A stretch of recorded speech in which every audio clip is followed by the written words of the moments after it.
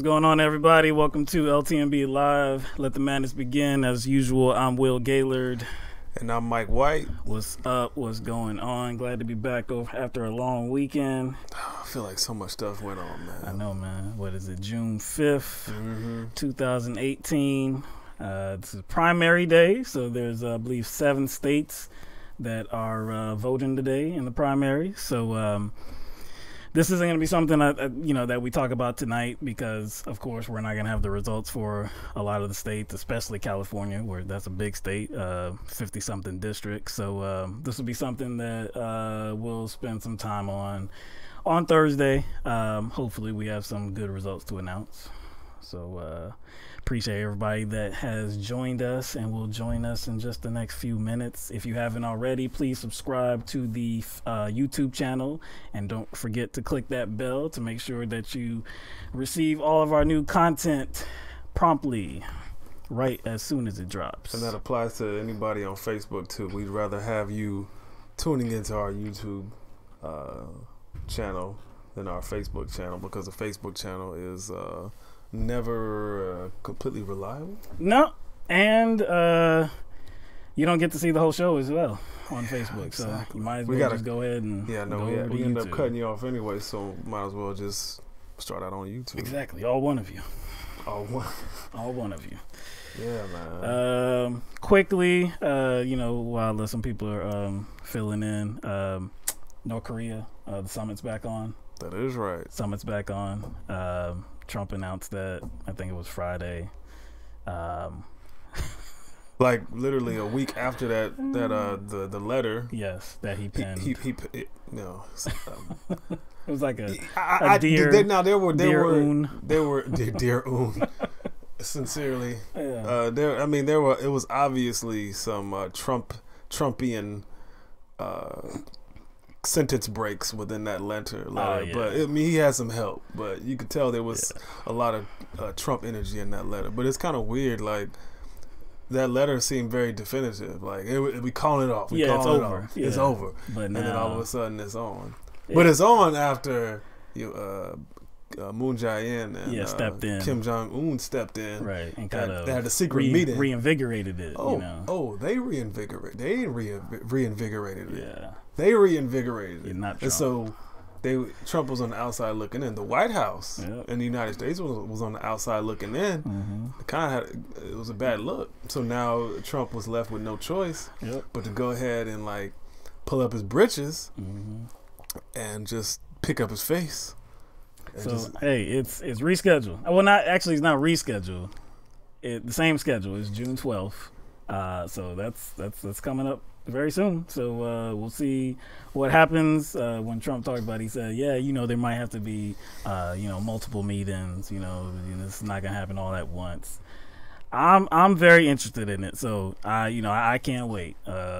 Two megalomaniacs, two personalities that are really similar at the table with different goals. So we'll see what happens. You hear about the Starbucks CEO stepping down? I did, and you know what? A lot of people think he's possibly running for office. Yeah, because he has made some comments about him possibly running for office. He doesn't know if that's going to be his route. He doesn't know if he has to. He says he wants to be a patriot. He wants to do what's good for the country. So he doesn't know if that entails him having to run for office. This is Howard Schultz. And he used to be the CEO for Starbucks. We might have some more to say about him as the days go on. I actually did see a clip of him, and I don't think we're going to get to it today, but possibly on Thursday when he was talking about the national debt and actually talking about the Democratic Party as a whole and how I guess they're like too progressive or I guess a certain element of the Democratic Party is too progressive. We know what he's trying to call out. Yeah, exactly. He's trying to like low key throw some shade at some people. Yeah. But to start with, so going back to 2016, there was this infamous meeting between Donald Trump Jr. and some others on the Trump side and the Russians that took place at Trump Tower. And there was a statement about the meeting last year in July that was issued to the New York Times. And the statement, at the time it was denied that President Trump actually had anything to do with the statement. And later on, Press Secretary Sarah Huckabee Sanders said that he may have weighed in, he may have had something, to say about the statement, but that he didn't dictate it. Well, now we've learned that there was a letter that was addressed to Special Counsel Robert Mueller in January, and Trump lawyers admit that President Trump did, in fact, dictate the letter. So when stuff like this happens, right, when there's some controversy, you know who you want speaking for you. You know who you want on your team. You know who you want on the squad publicly trying to explain the situation for you, right? You know who your road dog is, man. Right? The infamous Rudy Giuliani. I can't even say his name right now. Rudy Giuliani. So he came to the defense of President Donald Trump, and he spoke with George Stephanopoulos on ABC's this past weekend. And this is what Rudy G had to say. And how do you explain those shifting explanations? Happened to me with the whole situation of repaying the money that was laid out by Cohen. When the president first talked about it, nobody focused on it, nobody thought about it. That was a very busy time. And then when we got on board, I went through everything. It was the only change we had to make. At that point, this other change had been made. This is the reason you don't let the president testify. Our recollection keeps changing, or we're not even asked a question, and somebody makes an assumption. In my case, I made an assumption. Then we corrected it, and I got it right out as soon as it happened. I think that's what happened here. This is the mind of a man who married his cousin. It's the mind of a man who married his cousin. So your recollection changes. What does that mean? That means when your lies don't work, you change the story. You gotta try something else. You gotta try something else. Yeah, that's basically what it means. When your recollection changes. Your recollection doesn't have to change if you're telling the truth, especially because that story is always the same. The story is always the same. It's not hard to relay that message to anybody. One, we already had denial from Trump that the meeting didn't even take place. Right. Now that that was determined to be a lie, they had to kind of accept the fact that, okay, everybody knows the meeting took place, but we have to create distance between that meeting and Trump. We'll say, well, he didn't know about the meeting. Now that that's a lie, they'll say, okay, well, he knew about it, but he didn't dictate it. Now that that's seen as a lie, right.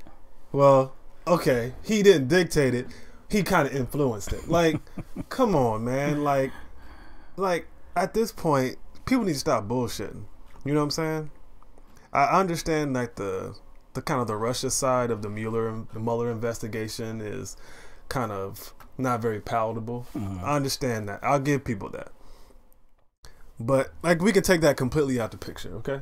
We can take the Russia angle completely out the picture as far as the Mueller investigation. But do people seriously think that Trump and co have nothing to hide? Because they look like a bunch of crackheads right now, as far as like how they're running around trying to cover their trails with all the lying, paranoid tweets, with all the re-recollecting, re-recollection. Okay, so if they're telling the truth, then why the lies? It doesn't make sense. And like you said, like the whole Russian story, the whole collusion angle, you can't just throw that out. That's not even something that I'm even kind of I'm not even concerned about really at this point. But it's like, okay, if this letter that was directed to the New York Times, if it was actually dictated by Donald Trump, you have to ask yourself, like, what would be the reason for that? Donald Trump Jr. was at the meeting. He's the perfect person to convey exactly what was said at that meeting, what the meeting was all about, what didn't happen, what wasn't addressed. Like you say you didn't get anything from the Russians. Donald Trump Jr. should be the one delivering that message to anybody that wants to listen to it, not Donald Trump, the president, or the candidate that wasn't even there. It makes no sense. Isn't it telling that Giuliani said, "Oh, see, this is why Trump shouldn't do interviews. This is why Trump shouldn't need to testify or need to cooperate with a subpoena." Right. That's why. I was like, well, why? If his word is bond, his word is bond. Right. It shouldn't matter. Like what he says, if it's true, it's true. But he's concerned about him getting caught up into a lie, and then he's caught. Game over, I guess, or there's going to be some trouble. But again, if you're not lying, if you didn't do anything wrong, there's no reason for him to be in trouble. There's no reason for you to have to protect them from an interview. But the FBI is not trustworthy, Will. But see, okay, let's just say that's true. Whatever. But let's just say that's true. Doesn't mean that Trump is. You see what I'm saying? If the FBI isn't trustworthy, doesn't mean that Donald Trump is trustworthy. Yeah. No. Okay. It doesn't have to be either or. Yeah. Exactly. It doesn't have to be either or. I mean, but, this all stems from people like, I guess, coming to this conclusion that Trump is trying to, through his, I guess, through his rhetoric about the FBI witch hunt, that's kind of the precursors of him trying to tear down the surveillance state, right? But the surveillance state is bigger than the FBI, right? I haven't heard him say anything about the CIA, the NSA, Homeland Security. I haven't heard him mention any of those other any other surveillance apparatus at all. So if it's truly about that, why is he just focused on the FBI? Is it because he is under investigation? And if the FBI is corrupt in some kind of way, if the FBI can't be trusted, shouldn't we be questioning all current cases that the FBI has right now? But it ain't about that. Do you see what I'm saying? Like, it just doesn't make any sense, man. Like how people are approaching this. Yeah, man. But that's Trump, man. So I ain't got nothing to say about it, man. That's Trump, though. It's just ridiculous, man. All right, yeah. So yeah, in the past few days, there's been a volcano eruption in Guatemala. Devastating pictures too. I mean, devastating images. It was the Fuego volcano. On Sunday, it was the most violent volcanic eruption in about a century, and more than a century, and it killed at least 69 people. Dozens more are missing. They're expecting that there are many people that are trapped under the ash that was left behind. Ash that is as high as I don't know how many feet. I've seen it like on a road. It was up to a road sign. A lot of this ash is very hot. This was like it's called pyroclastic flows. It's fast moving mixtures of very hot gas and volcanic matter. And it rushed down the mountainside and, like I said, it engulfed these villages.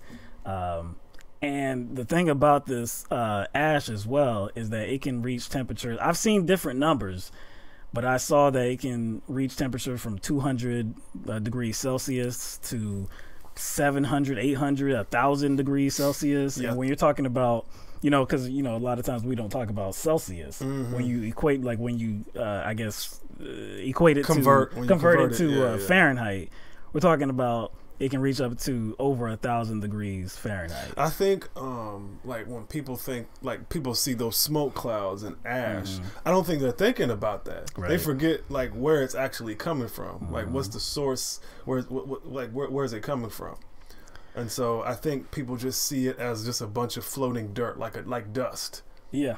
Like this is one of the videos that was taken by people that were there, and you can see big dust cloud in the air. But look, you see it's even coming from down below. Down below, yeah. And like I said, that matter right there is it's like gas and rock all mixed together. It's very, very hot. I honestly don't think. I think the people that we're seeing right now taking footage, I honestly don't think they understand like how dangerous there's no way I don't think they do because like I said, that jump will burn you because they're literally 50 feet away and they're just taking pictures. I think they really think it's just a dust cloud. If it comes near me, I'll just get dirty and I won't see. That's burnt. What I was thinking at first too, and I was thinking, well, these homes, these areas are going to be pummeled with all this ash, but hopefully a lot of them will be able to make their way out of it.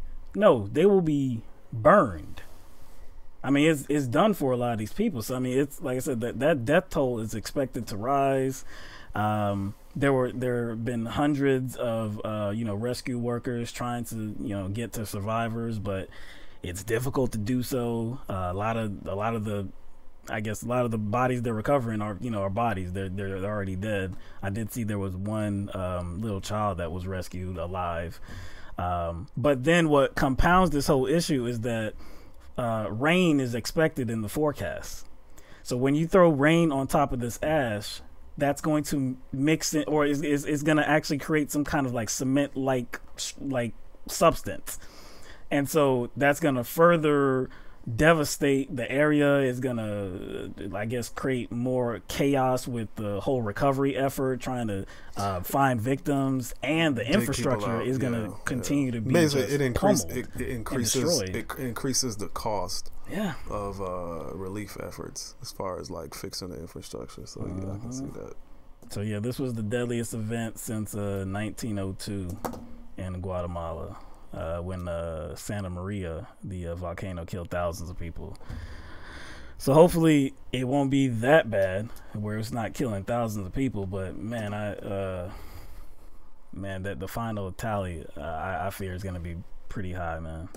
Because even a lot of these people that were there too, they didn't have time to actually get away. They maybe had a couple minutes to actually get away. So this is not like slow moving lava.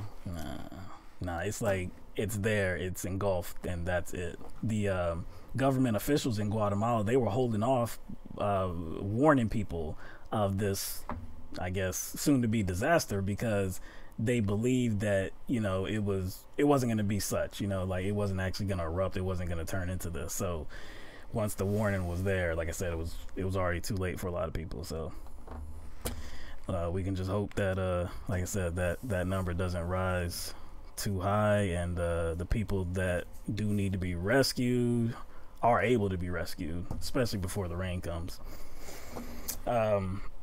President Trump.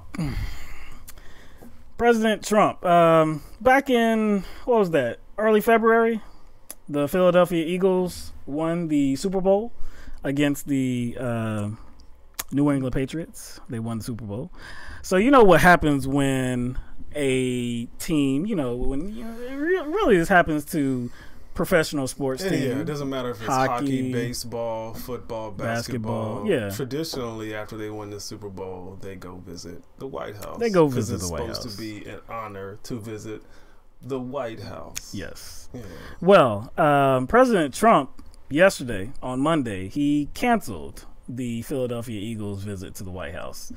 And he said it was due to a disagreement about the national anthem. So on Twitter, he said the Philadelphia Eagles are unable to come to the White House with their full team to be celebrated tomorrow. They disagree with their president because he insists that they proudly stand for the national anthem, hand on heart, in honor of the great men and women of our military and the people of our country. The Eagles wanted to send a smaller delegation, but the fans planning to attend the event deserve better. Oh, so he's trying to turn this around as if he is kind of the one initiating, you know what I'm saying, initiating, I guess the revoking of the invitation. Right. Actually, it was a lot of the Philadelphia football players who already said they weren't coming. It's kind of like what he did with Golden State. It's exactly like what he did with. It is exactly Yes. like, so it was like Golden State was like, man, hell no, we don't respect this dude. Right. And then Trump's response was, well, I don't like you anyway.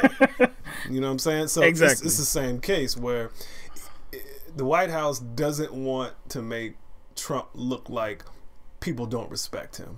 And so at every opportunity where, in this case, a football team doesn't respect him, they got to try to get ahead of it, as if it's Trump making the decision on some sort of patriotic, platform. Yeah. So yeah, like I said, like you said, it's just the same as when it happened with Golden State last year. What's interesting to me, this whole thing is about the Eagles. The Eagles didn't want to go. Like, there were a lot of them that they weren't going to go, even though they were going to be in DC during the day. But the team was like, hey, if you don't want to go, you don't got to go. It's no problem. And a lot of them chose to instead do some community service. That would seem like a very patriotic thing to do. It does seem like a very patriotic thing to do. That would seem like something that Trump would point out and say, good job, guys. It's bigger than me. Yeah. They're helping their community out. But what Trump is doing is he is making it about himself. So there were players with the Philadelphia Eagles that were going to show up. Now, most of the team, I guess the whole staff, they weren't going to show up. But there was going to be some, maybe 24, something like that were going to show up. So instead of it being a celebration where some of them were coming, no, you're just going to revoke the invite because it's about me. You need to respect me. This whole celebration is really about kissing my feet. Well, I mean, he did say, it's about respecting the men and women that serve. I mean, he did say that, even though that's not what people put their hand on their heart for and stand for the national anthem. I didn't know that was for the troops specifically, but okay. Yeah, I didn't know that either. What's funny too is that the chief of staff of the Philadelphia mayor, Jim Kenney. Yeah, she trolled President Trump on Facebook, I believe. Her name is Jane Susser. And actually, no, this was Twitter, I believe. Yeah. And she sent out a post and she said, "Our party was bigger than yours. Fly, Eagles, fly." Of course, talking about the celebration. The Super Bowl. Super Bowl celebration. And then talking about the inauguration of President Trump, which, doesn't look like, the size event that President Trump was trying to, I guess, say. It was massive. Yeah, he did say it was the biggest, best ever in history. Bigger than Obama. It's just bigger than anything. But anyway, you know who comes out looking like chumps on this whole thing though? The NFL.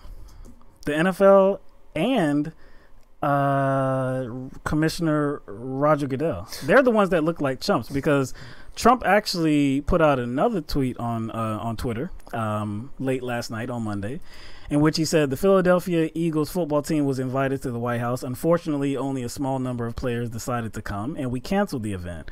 Staying in the locker room for the play-in of our national anthem is as disrespectful to our country as kneeling. Sorry. So that last part is in reference to what, Will? That's in reference to the new national anthem policy that was just crafted by these owners and the NFL. So they did this because they didn't want to hear any more from Donald Trump on this issue, because it was Donald Trump that was ramping this up. And it was, I guess you could say it was somewhat of a controversy when Colin Kaepernick really started doing this, the kneeling on during the playing of the national anthem. But once Donald Trump grasped hold of it, that elevated it to just a ridiculous level. And he's calling these players sons of bitches, saying that they should be fired, they shouldn't get to play, owners kick them off the field, all of this. So the owners and Commissioner Roger Goodell crafted this policy to shut it up, because we heard from the testimony from the Colin Kaepernick collusion case, in which Donald Trump had spoke with Dallas Cowboys owner Jerry Jones and was saying, hey, I'm not letting this go. This is a winning issue for me. This isn't going anywhere. So they crafted this policy to say, okay, hey, we're going to succumb. Okay, we don't want to hear anymore. But now Trump has officially said that kneeling is the same damn thing as staying in the locker room. So the NFL, the owners, and the Commissioner Roger Goodell, like I said before, all of you are officially Trump's bitches. Because according to that tweet, this thing is not over because the NFL apparently didn't go far enough. Apparently not, because they gave the players and all staff that out. They gave them that exception. Hey, if you don't want to stay on the field, you can stay in the locker room or wherever else. You don't have to be on the field during the playing of the anthem. And I really didn't see anything after the NFL established that new policy from Trump. I really didn't hear anything. This tweet kind of tells a story of itself. Well, the what, like, after the policy was announced, remember that he did that interview on Fox News, and he did address it momentarily, because he said something like, well, I don't like that they can stay in the locker room. But that's about all he said about it. Yeah. He didn't equate it to kneeling on the field. But now in this tweet, it's the same damn thing. So it's not over. Like you just said, it's not over. It's not over. He's going to continue harping on this issue. So the next football season that comes up, if people are in the locker room, and the media is going to call it out, right? They are. They're going to actually probably show the players who stay in the locker room. They won't just keep the cameras on the field with the players and the cheerleaders and the Once crowd. the players come out, exactly, it's like cameras on them. The cameras on them, and everybody's going to know that these were the players that stayed in the locker room. And with the amount of time Trump spends watching TV, watching the news, and this is most likely going to be reported by all media outlets, and I guess Fox, yes, his favorite news network, is going to report on this in a particular way. No doubt. So he's most likely going to co-sign on whatever they have to say. And so he's going to continue to make it an issue. Right. Whatever. Even his at a press conference, when he's going to bring it up in an interview at a press conference or rally on Twitter, no doubt, or his press secretary. Yes. So essentially, what the NFL did was zero. They didn't do anything. They tried to squash it. They did nothing. What they did was they angered players. They angered everybody. Well, not everybody, but they angered everybody that believes in free speech and freedom of expression, and believed that these players that are kneeling on the field, they're doing it for a specific reason. What's very interesting to me? Donald Trump, okay? I know his side of this on this issue. I know his side. You got to stand. You got to stand no matter what, right? But has he ever even attempted to say, even if he's on the opposite side, but has he even attempted to say, you know what? I don't believe in what you're kneeling for. You know, he hasn't even addressed the meaning of the kneeling. Like, I don't believe in police brutality. You know what? I got some numbers here that prove that police officers, they're doing the right thing. Police going to David A. Clark or something like that. Police brutality, we took care of that back in the 60s or something like that, right? He hasn't even said anything like that. So this whole thing has always been about the national anthem, something that the players has always said it's not about. So wait. So are you saying do you think he has ever considered the reason for the kneeling in the first place, or is he just kind of tone deaf, or is he just purposely ignoring the reason? The latter. The latter. I mean, but do we really need Donald Trump to, I guess, articulate his perspective on what these players are kneeling for? Because he's kind of already given us his perspective. Remember when he had that whatever that rally, and it was a bunch of law enforcement in the crowd. I don't know if it was actually a rally that centered on law enforcement. I don't know what kind of event it was. I just remember the crowd was full of law enforcement, right. And he basically said, like, hey, y'all need to be more brutal. Y'all need to be more brutal with these criminals. Right. Like, when you're putting them in the car, I don't care if you smash their head on the roof. You just do what you got to do. So he's kind of already let us know where he stands on the player protest in regard to the subject they're kneeling for. But see, that's why he's already let us know where he stands. So I don't even think he has to come straight out and articulate the reason. But he does. You see, he does. Even if he's being, I guess, even if he's not being authentic, like he's not really being real on this issue, at least he could come out and acknowledge it's not about the national anthem. The players themselves have said it's not about the national anthem. You think even if he could, like you said, even if he pushed back, just like he did at that rally, saying, hey, I support law enforcement. We need to be more brutal with, suspect, blah, blah, blah. Even if he did that. But by him purposely not, I guess, not realizing, because I think he does realize this is intentional, but by him not being public and saying that the players have stated what the reason is, I call bullshit. He doesn't even say that because he doesn't want to draw attention to the real reason. I think, he doesn't want to draw attention to the real reason, and he would lose a wedge issue. Yes, because this is it's a wedge issue. It's a wedge issue, and it's for him particularly. It's a wedge issue because it's something superficial that he can attach to, and we all know that's kind of like what drives him. Winning. It's a winning issue. Again, that's what drives him, because he's not really politically adept to deal with actual policies. He doesn't have the smarts. He doesn't have the intellect. He doesn't have the just political knowledge in general. So the only thing he could grasp onto is to these little superficial wedge issues, such as just people just being patriotic and standing up for the national anthem. So he'd lose that. So that's the other reason why he doesn't want to address the reason why players are kneeling. He doesn't want to give up his wedge issue, and this is what drives him. This is what makes him feel good, and he knows that this is what I guess certain elements of his base need to stay riled up, and that's all they have. That's exactly. I mean, you don't even really need any more to be said about it. That's exactly what it says. Like you said, it's a wedge issue. It's something that he believes that he can win on and continue winning on. It's something that he can rile up his base on. He's never going to acknowledge the real meaning of it, even if it's to call bullshit on it. Never. In a later tweet, he even said, I believe this was earlier this morning, he said, NFL, no escaping to locker rooms. He's not letting it go. So NFL owners, you did nothing. You did absolutely nothing. They were trying to shut him up. They were not just shut him up. They thought they could strike a deal with somebody who wants all or nothing. That's right. And you got nothing. You got nothing. And you pissed off players. All right. And that's what you get when you deal with Trump. Yeah. That's why you don't deal with Trump. You either piss off your most important people, which is the players, right, or you end up indicted. And the players or are in jail. I know, yeah.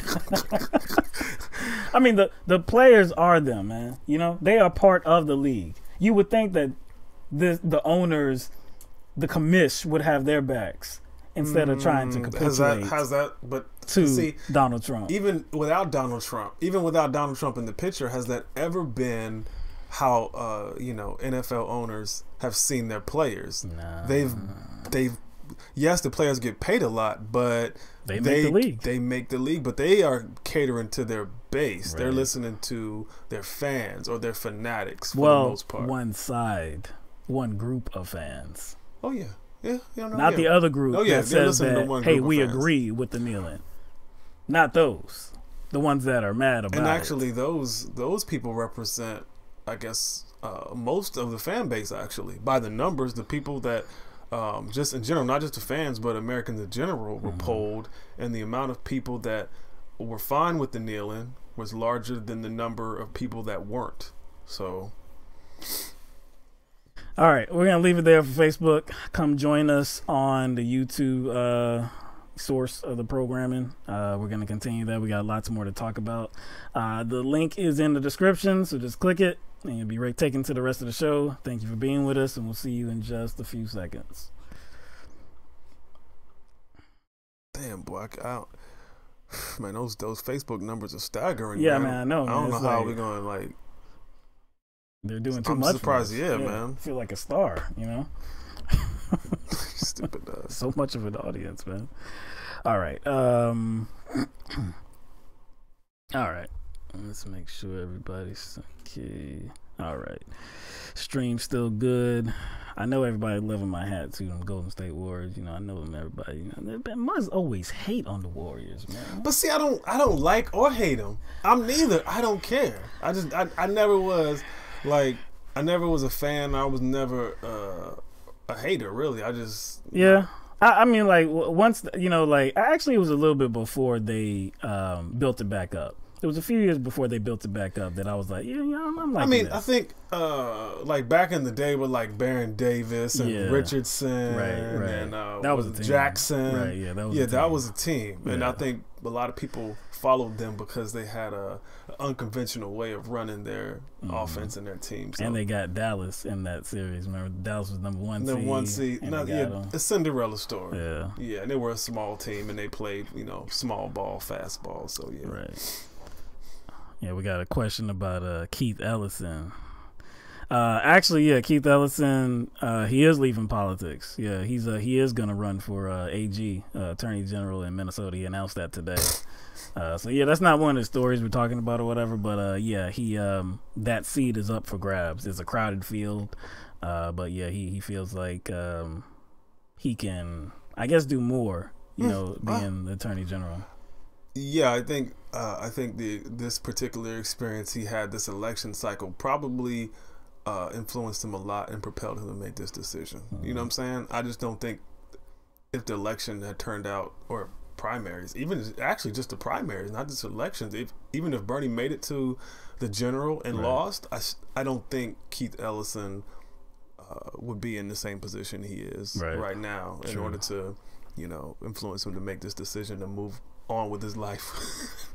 Now that race is interesting too, though, because I don't know the guy's name, the gentleman's name that is running, or one of them that are running in the Democratic primary, but he seems to be a progressive, and he hit the woman that was thinking about I guess maintaining that office. She's actually running for governor now. But anyway, he was hitting her because she wasn't an actual progressive, I just don't know. We'll have to look at it a little bit more. I don't know a lot about that guy. I don't even know his name right now. But I just don't like Keith Ellison doesn't have my automatic support, especially coming off of the recent vote that he made on the Blue Lives Matter bill. You know what I'm saying? Like, you're going to be the Attorney General, right?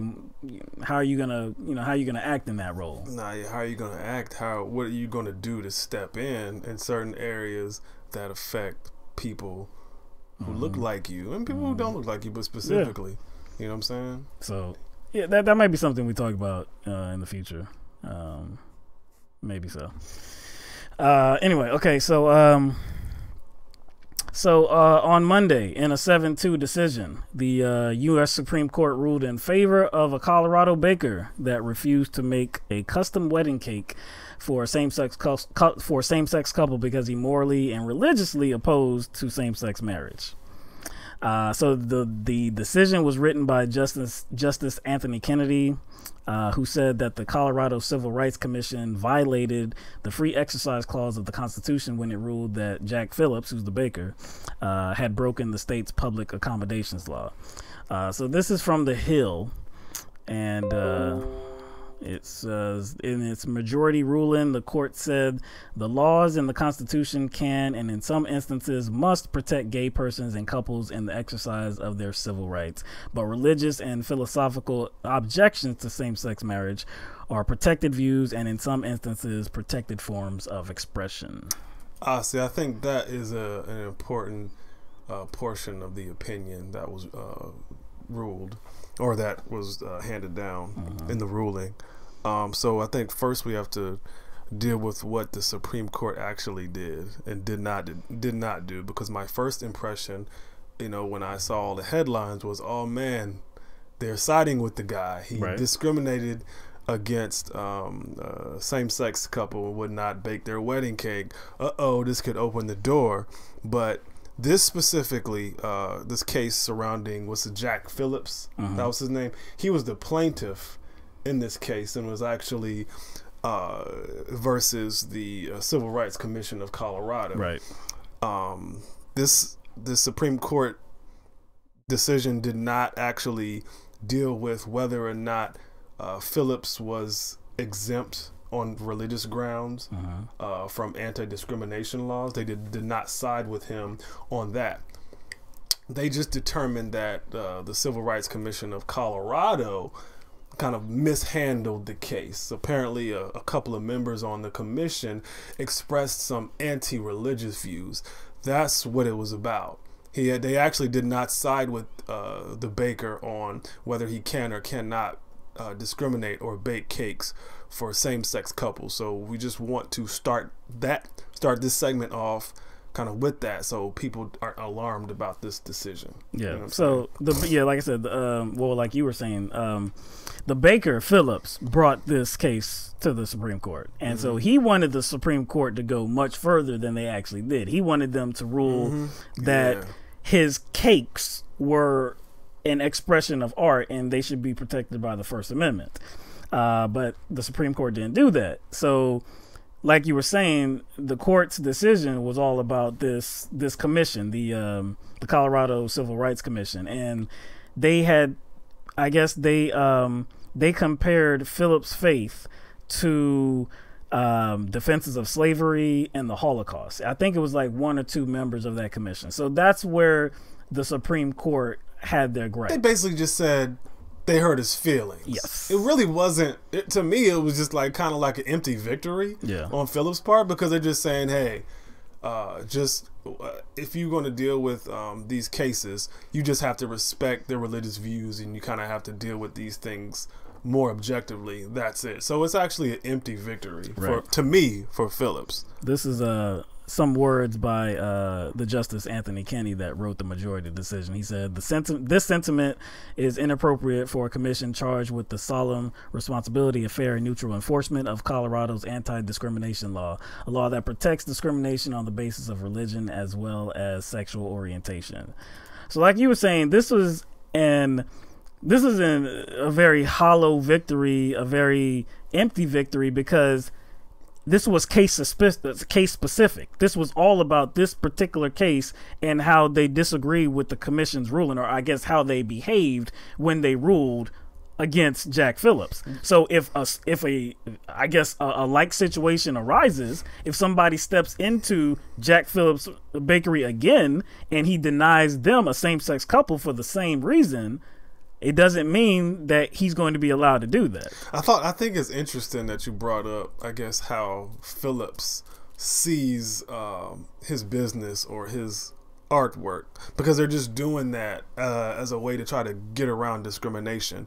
So they don't see their cakes as product. Right. They see their cakes as an expression of art. Yes, freedom of speech, which freedom is of speech. expression. Yes, freedom of expression. So, so I guess forcing them to bake a cake for people they don't want to is a violation of their freedom of expression, because you're forcing them to express a certain speech that they don't want to. But I was like, but then it doesn't become a religious argument. Exactly. Yes, it's a part of the First Amendment, but it's kind of like separate in a way too. You see what I'm saying? Then it's not about the religious part. It's more about his free expression, a speech part, not religion. But they switch back and forth, like in order to accommodate, like I guess their position or their bigoted position. But the thing about it is, like, even if he says that's the case, that like his not a product, which is bullshit, because their business model surrounds that cake. That's number one. He can't say that it's like against his freedom of speech to express himself through his cake creations, because that's his business model. And number two, baking cakes is not a religious act. Yes, that's true.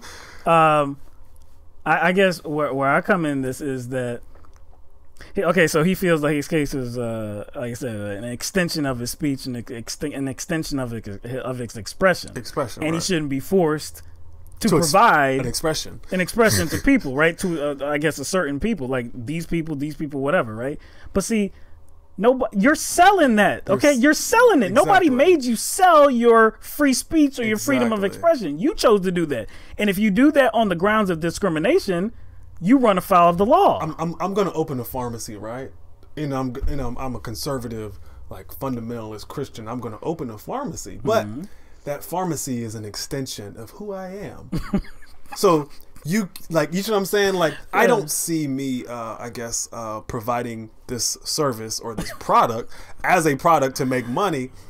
It's a form of free speech. Hey, that's a very creative way to get around discrimination, isn't it? I was like, crafty. I don't have to sell you these pharmaceuticals, because that's a form of my speech and my expression. That's the way I express myself, by selling pharmaceuticals. Again, that's a very interesting interpretation. If that's of the the case, because see, nobody would be discriminating on anybody. Cake is food, though. Cake is food, though, right? So why is it always just about these wedding cakes? Because that's food. Yes. That means restaurants can do the same thing, because I see people who cook and chefs, I see them as artists too. I do see them as artists. So the creation of food and dishes is art. So if it applies to this cake baker, it should apply to every restaurant, because those people are expressing themselves too, right? But then it would never stop. It wouldn't just stop at restaurants. It would be applied to anything. Anybody that is providing a service or a product,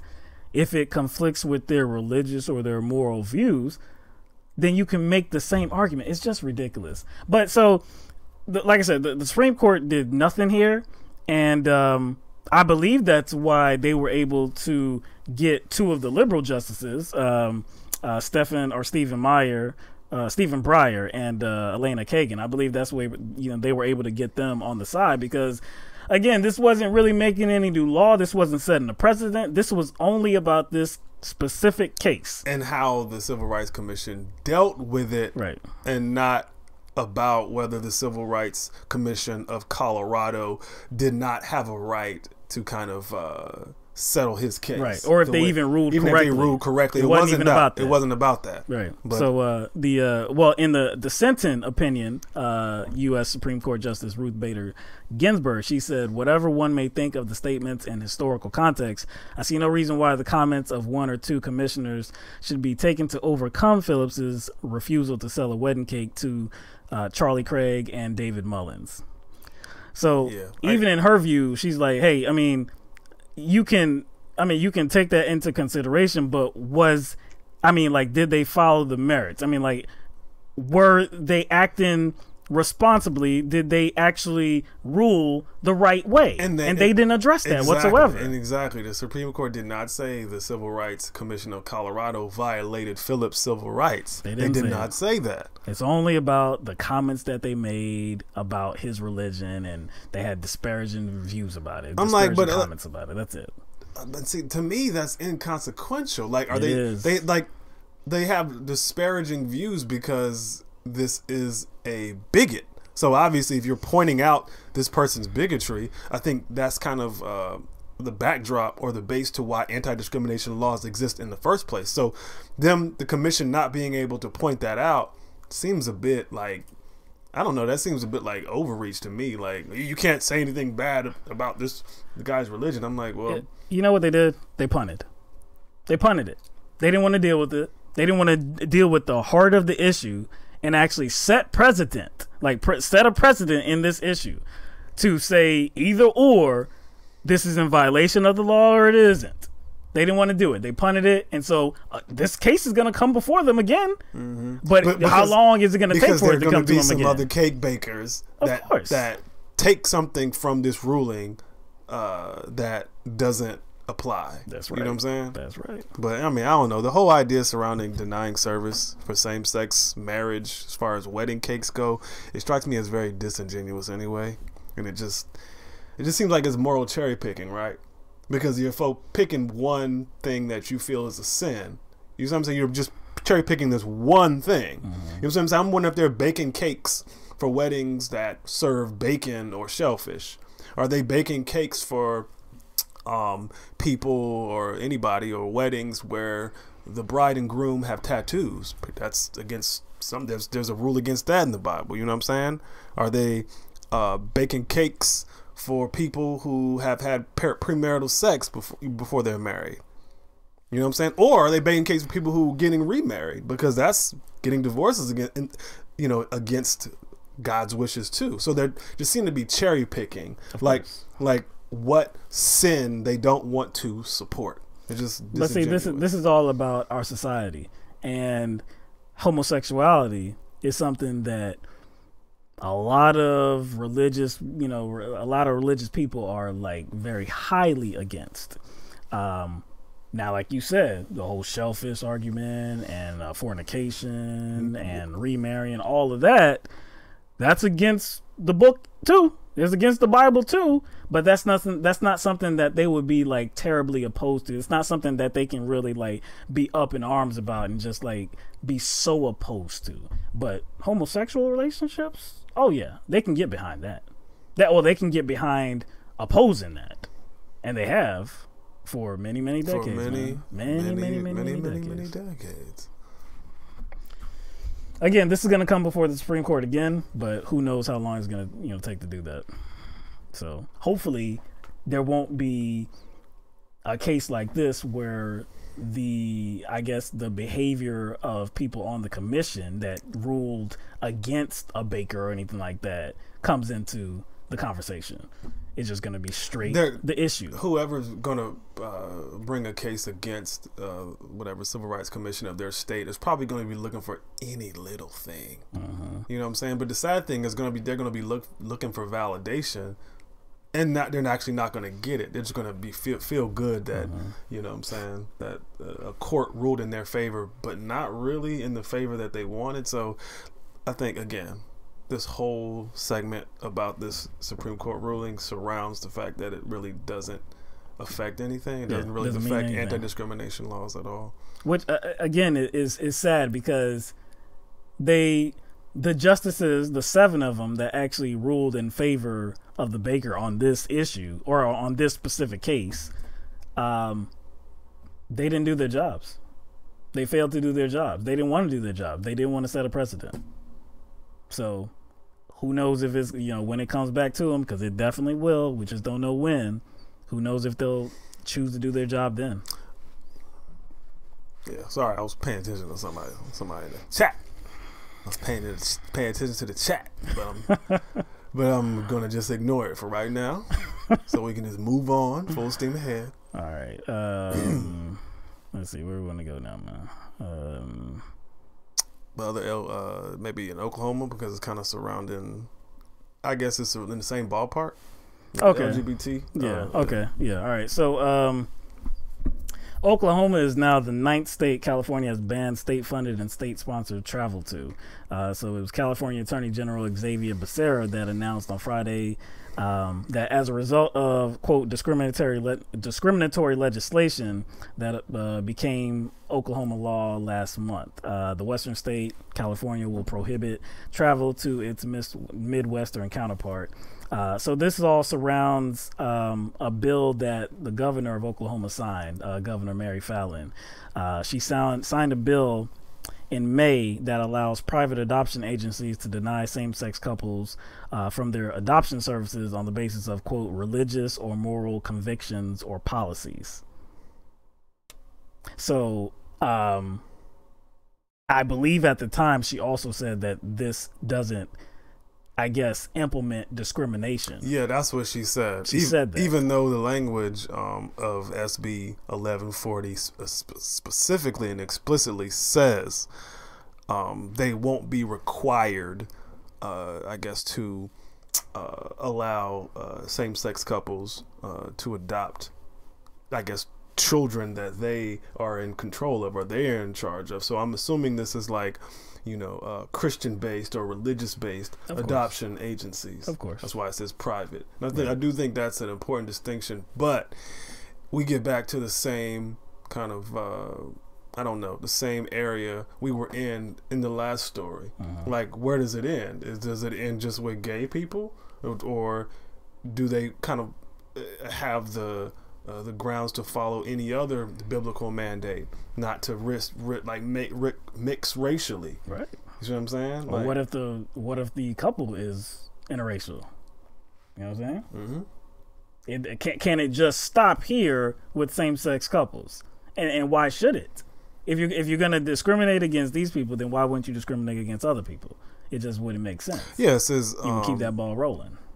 Yeah, it says violate the agency's written religious or moral convictions or policies, which is anything, regardless of whether it's in the Bible or not. If they're a religion and they're an established private agency who kind of the religion is the backdrop, and then they don't necessarily have to use the Bible. They can use anything.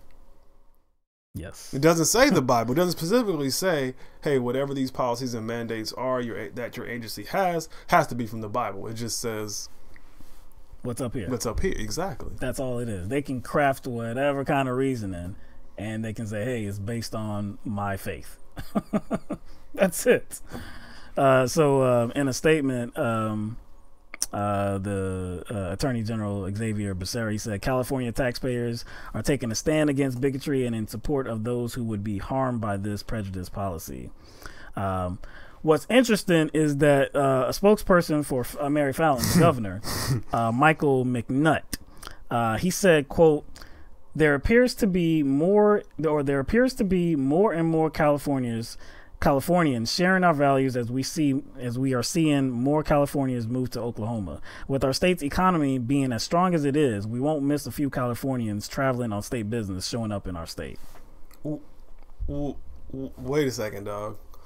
All the websites that I looked at that ranked the states with the worst and best economies had Oklahoma like in the mid to upper 40s. That's where they're ranked as far as like states that have the best and worst economies. They're like ranked in like the lower percentile. But he said our state's economy being as strong as it is. Wait a second. What we covered Oklahoma. Yeah, just not too long ago. Not too long ago. And what was going on in Oklahoma? I believe there was a stage a walkout. Yeah, they walked out. Why'd they walk out? Did they walk out because it was too hot in the school? Did they walk out because they just? I believe it was something about their pay, their salary. I believe it was about so school, poor funding. Oh, so school has funding budget issues. Yeah, they did. But Oklahoma has the best economy. Yes, that's a good economy. Yes, that's correct. Now, there was tax cuts for years for big business and the wealthy in Oklahoma, and all of this attributed to a poor economy in Oklahoma. Because what happened? Well, they were expecting an economic boom, just like we see in many other states that employ the same kind of tactic. And when we see the national, the federal government doing that too, they're expecting, hey, we'll cut these taxes for all this big business. And what they're going to do, since they're the job makers, they're the job creators, they're going to create all these jobs and everybody's going to benefit. That didn't happen. And what got cut? School funding. What didn't get done? They didn't raise salaries for teachers as well. So that's why they walked out and they striked. So what you're saying is... Went on strike. So you're saying is McNutt is telling the big fat McLie?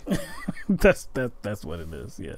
The economy is not strong. No, it's not. And it's almost like, but why would he just like say that? Like, well, why would he say that if it's not true? It's almost like one of those, not just spite. It's almost like, like when like children get in one of those like kitty ego measuring, like my dad can do this and I can do that, and then like when they know they're caught and they lost in one of those little ego measuring moments, they like fold their hands and pout their lips and they just say something that's completely false. Unreasonable. Yeah. You know what I'm saying? Like, my dad has a rocket launcher in his garage. I'm like, nah, that's not, no. And so this was just obviously false because he created out of thin air.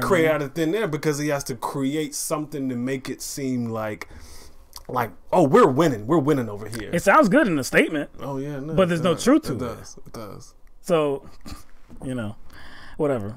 But yeah, when the teachers did go on strike, I believe you said that the overall economy is like in the mid to 40s, something like that. Yeah, they're ranked like obviously it's gonna be like slightly different from each website you go to, but it was basically like the highest I saw them ranked in any of these polls or any of these rankings. The highest I saw was 43. That's the highest they were ranked. The lowest was 47. So they were right around where like South Carolina and West Virginia are. And then the teacher salary average was 49th in the nation, I believe in 2016 for Oklahoma. That's why the teachers went on strike. That doesn't sound like a strong economy. So again, like that's what you said. This was a kid move, man. This was a I gotcha. We got a strong economy anyway. Exactly. You're just kind of like, just like a little child, man. Oh, man. I'll show them. Like, shut up, dog. You didn't hurt us one bit. Yeah, dog, you sound like a little rascal just now. I can't name which one. Wow, you sound like a little rascal. All right. Let's go to Germaine Greer, man. Oh, Lord. This one like really confused me, man. It still confuses me. This really confused me considering like who she was back in the day. Right. You know what I'm saying? Mm-hmm. She was like seen as like the alpha woman, man. Mm-hmm. So Germaine Greer, who is an Australian author and a noted, I guess, figurehead in the second wave feminism movement. She made some comments last week about rape, and she suggested that punishment for rape be, I guess, reduced. And so she wasn't talking about all rape. All right, to begin with, she wasn't talking about all rape, but she said that most rape cases were not that brutal. And actually, as evidence of this, she cited her own personal history in which she was raped at, I believe, 18 or 19 years old. I saw both in different stories. She was either 18 or 19. She recalled that incident, and she said that it really wasn't that bad. She called rape, quote, something that leaves no sign, no injury, nothing. See, that's the problem. Like, when she's talking about it, she says, well, this doesn't apply to all rape. But as she talks about it, the language she uses, it makes it seem like she's applying it to all rape, especially if she's going to bring her circumstance into it. You see what I'm saying? Because once she does that, she's now extrapolating that across the board. You see what I'm saying? And this just should apply to all, like, rape cases. Yes, like in general, like at the base, yes, her argument makes sense because it's a violent. Well, she doesn't think it's violent, but it's a crime that has its degrees. That I understand. Right. But how she's talking about it it just seems as if she's like purposefully like trying to ignore some things. You see what I'm saying? So this is a direct quote from her. She said, most rapes don't involve any injury whatsoever. Most rape is just lazy, just careless, and sensitive. Every time a man rolls over on his exhausted wife and insists on enjoying his conjugal rights, he is raping her. It will never end up in a court of law. See, so she also, and just to, I guess, note about her calling for a reduced punishment of rape. She said that perhaps 200 hours of community service or even an R tattoo on a man's hand would be appropriate. So this is somebody like, again, she's a noted feminist. She's somebody that back in the day was very instrumental in this, second wave feminism that really advocated for women's rights. They were talking about family and sexuality. They were very, loud about marital rape. So for her to say that it's just like most rape is lazy, it's just careless, and it doesn't involve any injury. First of all, I have to say, like, okay, do you have any stats to back that up? That's first. But second, it's like you're not actually even realizing what happens in rape. Like, there are many instances where a man will have a tool of some kind when raping a woman. So if they have a gun or a knife, a lot of these women don't fight back because why? They don't want to get killed. So if there's not like any like physical injury, like any like cuts and stabbings and shots and bruises and stuff like that, it still would make sense because they don't want to get killed. But the injury isn't just like, it's not just skin deep, it's mental as well. Like, think about what it would like, what kind of traumatic event it would be for somebody to completely lose control of their own body and let somebody in it. Yeah, like the whole idea of it, she makes it like the person who is doing the raping is just like ends up there. It wasn't intentional. It was like kind of an accident. It's very passive. Like, you see what I'm saying? Like, she's not making a distinction at all between bad sex and rape. There's no distinction at all. Actually, there's a quote that she said about that, and she said, instead of thinking of rape as a spectacularly violent crime, and some rapes are, think about it as non-consensual. That is bad sex where there is no communication, no tenderness, no mention of love.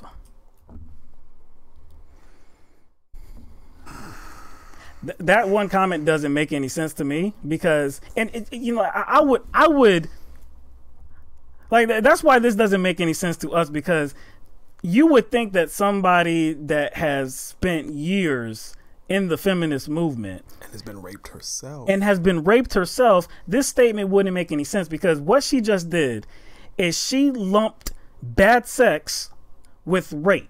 She equated bad sex to rape. She said, think about it as non-consensual. That is bad sex. That's not bad sex. If it's non-consensual, it's rape. It's not bad sex. So no communication, no tenderness, and no mention of love. She's basically saying that that's rape too. That's ridiculous. That's preposterous. Again, if it is described as, like, she's trying to redefine what rape is, or she's trying to like minimize what violence is too, because she also thinks that the cinema and the big screen over exaggerates rape. I think she had something to say about Quentin Tarantino's personal description of rape being violent, and she said that's BS, because like her definition or concept of violence seems to be one that always has to, like, I don't know, like, the person being raped has to be, beat over the head with a hammer, or choked or punched to be, I guess, for it to be considered violent. Like, her idea of violence is very over exaggerated. She was mad at Quentin Tarantino for having a graphic description of violence and thought that was just for the cinemas, that was just for the movies. But on the back end of that, her idea of violence is very narrow, and unless, like I said, unless you're getting like bludgeoned over the head with a brick while being raped, it wasn't a violent experience and you don't have any injuries. But in a lot of cases, there is vaginal or tearing, anal bruising. Right. You see what I'm saying? I've read cases where it was like ruptured bladder, but I guess that's not injury, and that's violent. Not spectacularly violent. But think about it though, like even if none of that is apparent, right? Even if none of that comes as a consequence of somebody being raped, no anal, no vaginal tearing, no vaginal bruise, none of that, like no bruising at all, none around the neck. Let's just say the person doesn't bruise easy, and there's really no signs, but they still got raped.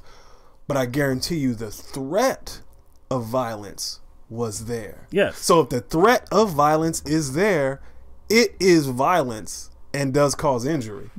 That's what I'm talking about. Because again, if there's no injury, like if there's no like foreseeable injury, like there's nothing that you can see, there's no bruises, no tearing, like you said, then that means the woman was most likely scared for her life. That's what it means to me. That's what it suggests.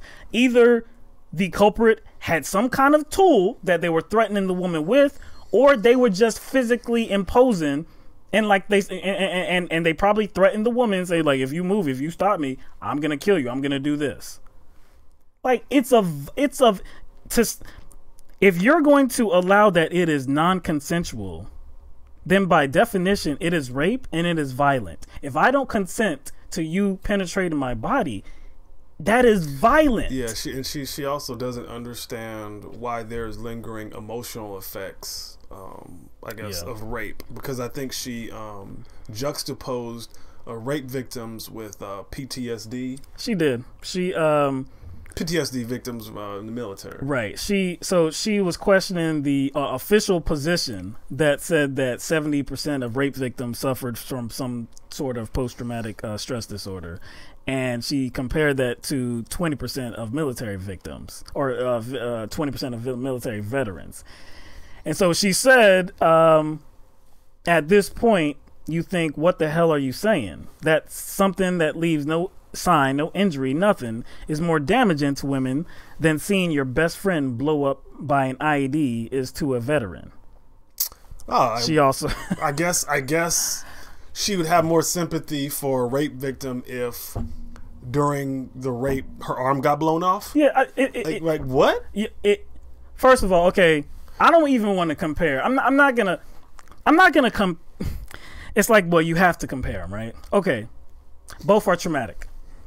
Both can be very traumatic on the brain, okay? Can leave wounds on the brain. Seeing something as traumatic as seeing somebody that you serve with blown up or killed or whatever, that is very traumatic. I totally understand that. But for somebody that had their body taken over by somebody and it wasn't with their consent, how could you say that is less than in comparison to somebody that has went through some type of military warfare? I don't know what point she was trying to make. I honestly don't know what point she was trying to make. She was trying to find some other area where people experience trauma to try to minimize trauma in another area. Like she didn't come to a conclusion. She just brought it up, like without any kind of I guess coming to any kind of conclusion about why she brought it up. It's just like, well, these people experience trauma, and she's gonna compare it and be like, it can't be worse than that. Can't be worse than that. Well, I don't think that's something you can actually measure. Exactly. So what was the point of? How can you compare what impact it had on somebody's brain? What impact you can't measure that. You know what? Maybe it's not even about. Maybe it's not even about.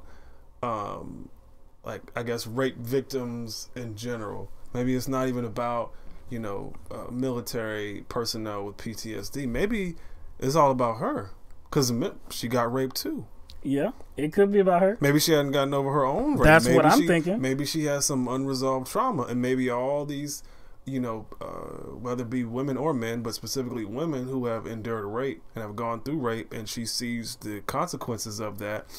Maybe that's like looking in the mirror to her, you know what I'm saying? Maybe she wants women to hurry up and get over it because maybe she sees her own pain like within them, and she doesn't want to confront that. You know what I'm saying? And so she's turned into a bully.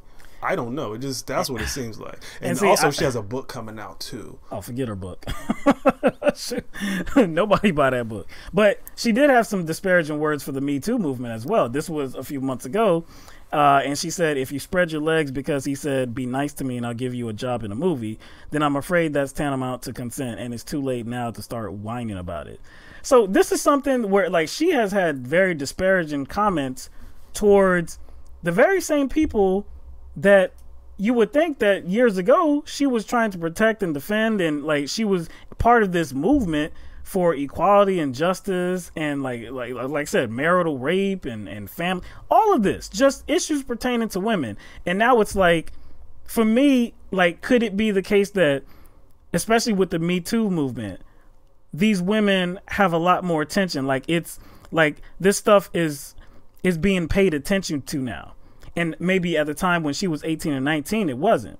So is there some kind of, I don't know if jealousy is the right word, but it's like these women, there's too much focus on them and where there wasn't focus on me. But it's like, no. I think that's probably another point that kind of buttresses, the point I made about her having unresolved pain. Right. And it does seem, well, doesn't seem, but there is more attention being placed on sexual harassment and rape as it should be nowadays. And she's coming from an era and a time where it wasn't given as much attention, and she might have some resentment. But if she was part of that movement, then if you're a part of any movement, you're not just fighting for yourself. You're fighting for people that come after you. So if things are getting better and more attention is being paid to a subject that you were in on, a movement that you were in on, then you should be glad about that. See, again, if she's viewing it from like a me standpoint, me, then she won't see it that way, because even though she's kind of personally invested in regard to like feminism, she's not personally invested, like, I guess, in regard to her own situation. And if her own situation has this kind of lingering feel to it that it hasn't like been resolved, she may not even feel as if she can insert herself as just a feminist or an advocate. And since she has a loud voice, you would think that she would and become a part of that. You know what I'm saying? She has the reach. She has the visibility. So it would seem as if instead of her being, I guess, throwing a wrench into it or trying to, she would kind of act more as like an agent of an advocate. Yeah, you know what I'm saying? Of like women. Yeah, like she was before. There's one more comment from her in which she said, "It's moments like these I can hear the feminists screaming at me, you're trivializing rape. You might want to believe that the penis is a lethal weapon and that all women live in fear of that lethal weapon. Well, that's bullshit. It's not true. We don't live in terror of the penis. A man can't kill you with his penis." That's just like you're reshaping the conversation. I don't believe any woman is out there saying that we're scared of the penis, like the penis is going to kill us, the penis is going to harm us. They're scared of being raped. Yes, they're scared of the man that has the penis. We're scared of the brutal man that is trying to violate our bodies. They might have a knife. They might have a gun. They might just have themselves. They just might be so physically imposing that I can't stop them. That's what we're scared of. We're not scared of a penis, just some like random, abstract penis. Like women don't know the difference between a rapist penis, a rape penis, and that's penis is on this man and he's a rapist, and then a random penis. Yes, like women don't know the difference. She said this wasn't with all rape, but then, like, rape is rape, man. Like, rape is rape. To say that you need to lessen the penalty to 200 hours community service, or I think she said an R on the hand, or even on the cheeks, he said.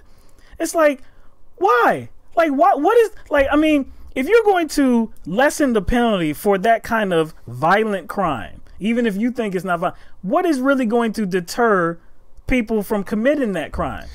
And it's like, even her perspective on like the whole penis was actually as a straw man, because I don't actually see anyone arguing in regard to like rape from that particular position.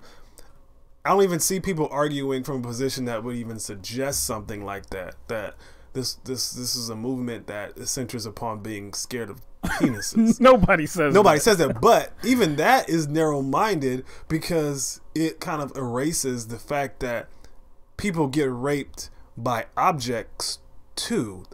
A penis is not an autonomous object. People get raped by like more than just penises. Like people get raped by bottles. People get raped by with bottles, because I say by, it's like the object is autonomous. Exactly. But people get raped with bottles. People get raped with screwdrivers. People get raped with broomsticks, fists. Well, that's still, that's I consider that not a sexual organ. But who is doing the raping?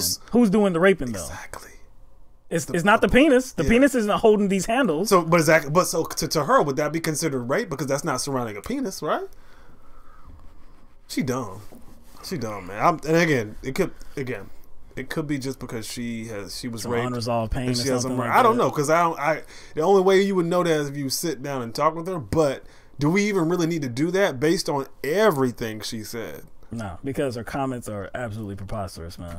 Whatever is making her say these comments, it's not rational. It's not rational whatsoever. So, again, clearly I think she needs help. She's 79. If she's held these opinions all this time, man, Marsha, you could be right. Marsha says Greer has always been controversial, so I just think she wants the attention. Okay, then she's still not being constructive. She's actually, if she's doing this for attention, she's like doing it for the wrong reasons. I'm sorry. So you might be right. She very well could be doing it for attention. And like I said, she has a book coming out.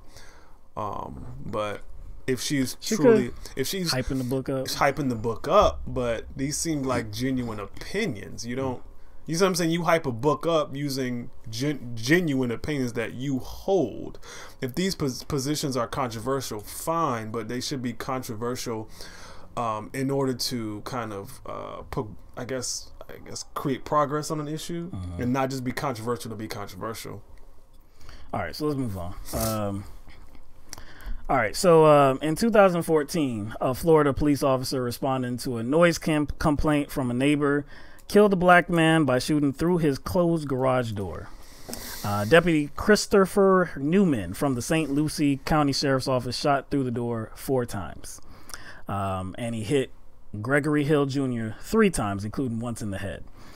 So Hill's family filed a civil suit, and last week the jury came back with a decision. They awarded Hill's family $4 in damages. So this all stems from the incident, like I said, that happened in 2014. It was January 14, 2014. Deputy Newman and Deputy Edward Lopez arrived at the residence and knocked on the front door and the garage door. So Hill partially opened up the garage door, and Deputy Newman loudly stated that Hill had a gun. I believe he also said that he brandished the gun. So that means that he might have pointed it at them, whatever the case. So Hill immediately closed the door. It was at this time that Deputy Newman, shot through the door 4 times and hit him 3 times with the last shot being in the head. So Deputy Newman had no way of knowing if he actually hit Hill. So at this time, I guess they called him back up. They called in SWAT team. They called in some snipers, and they showed up to the scene. They kicked in doors. They cut holes in the garage door.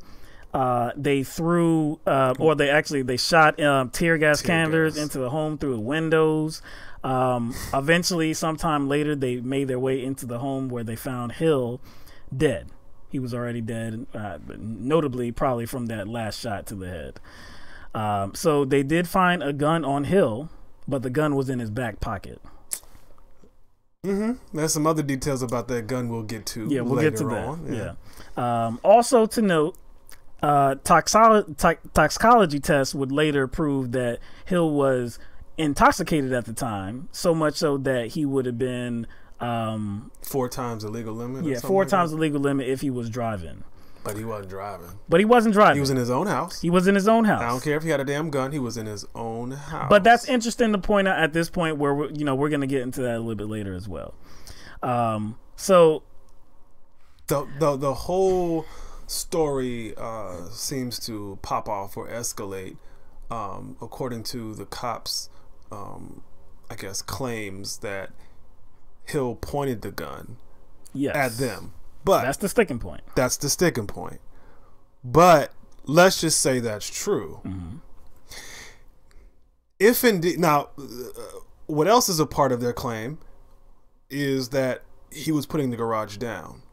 So, if someone has a gun in their hand and putting the garage down, they're most likely, doing that with the opposite hand. If the gun is in one hand, they're probably putting the garage down with the other, whether left or right. But garage doors don't go down quickly. They take a while to go down. So let's just say he did have the gun and he brandished it. He closed the door. So if he closed the door, regardless of whether he had a gun or not, if he closed the door, how is that police officer that's right there, how is his life at risk if the door is down? And I'll add, I saw pictures of the garage door. Mm-hmm. It didn't have any windows. It was windowless. Mm-hmm. It was windowless. So the officer couldn't see in, nor could Hill see out. Right. So it looks as if this cop was aiming at a target he could not see, nor could he verify was an immediate threat. He just opened fire through a garage door. How in the hell does that make sense? And how in the hell is that even a reasonable action? So, okay, just like you said, the door was down. The cop's life was not in jeopardy at that time. So you have to ask yourself, why would he shoot through the door, right? It seems to me that he wanted to take the easy way out. Instead of actually doing his job as a police officer, he wanted to just eliminate the target. If this target, like you said, if we will allow that Hill actually brandished the gun and pointed it at Officer Newman, if you allow for that opinion to be like treated as a fact, the threat was, I guess, gone because the door was down. So that's one point. The second point, why didn't he start shooting immediately if that was the case? I don't know. But the second point of this is, do you even know if anybody else is in this garage?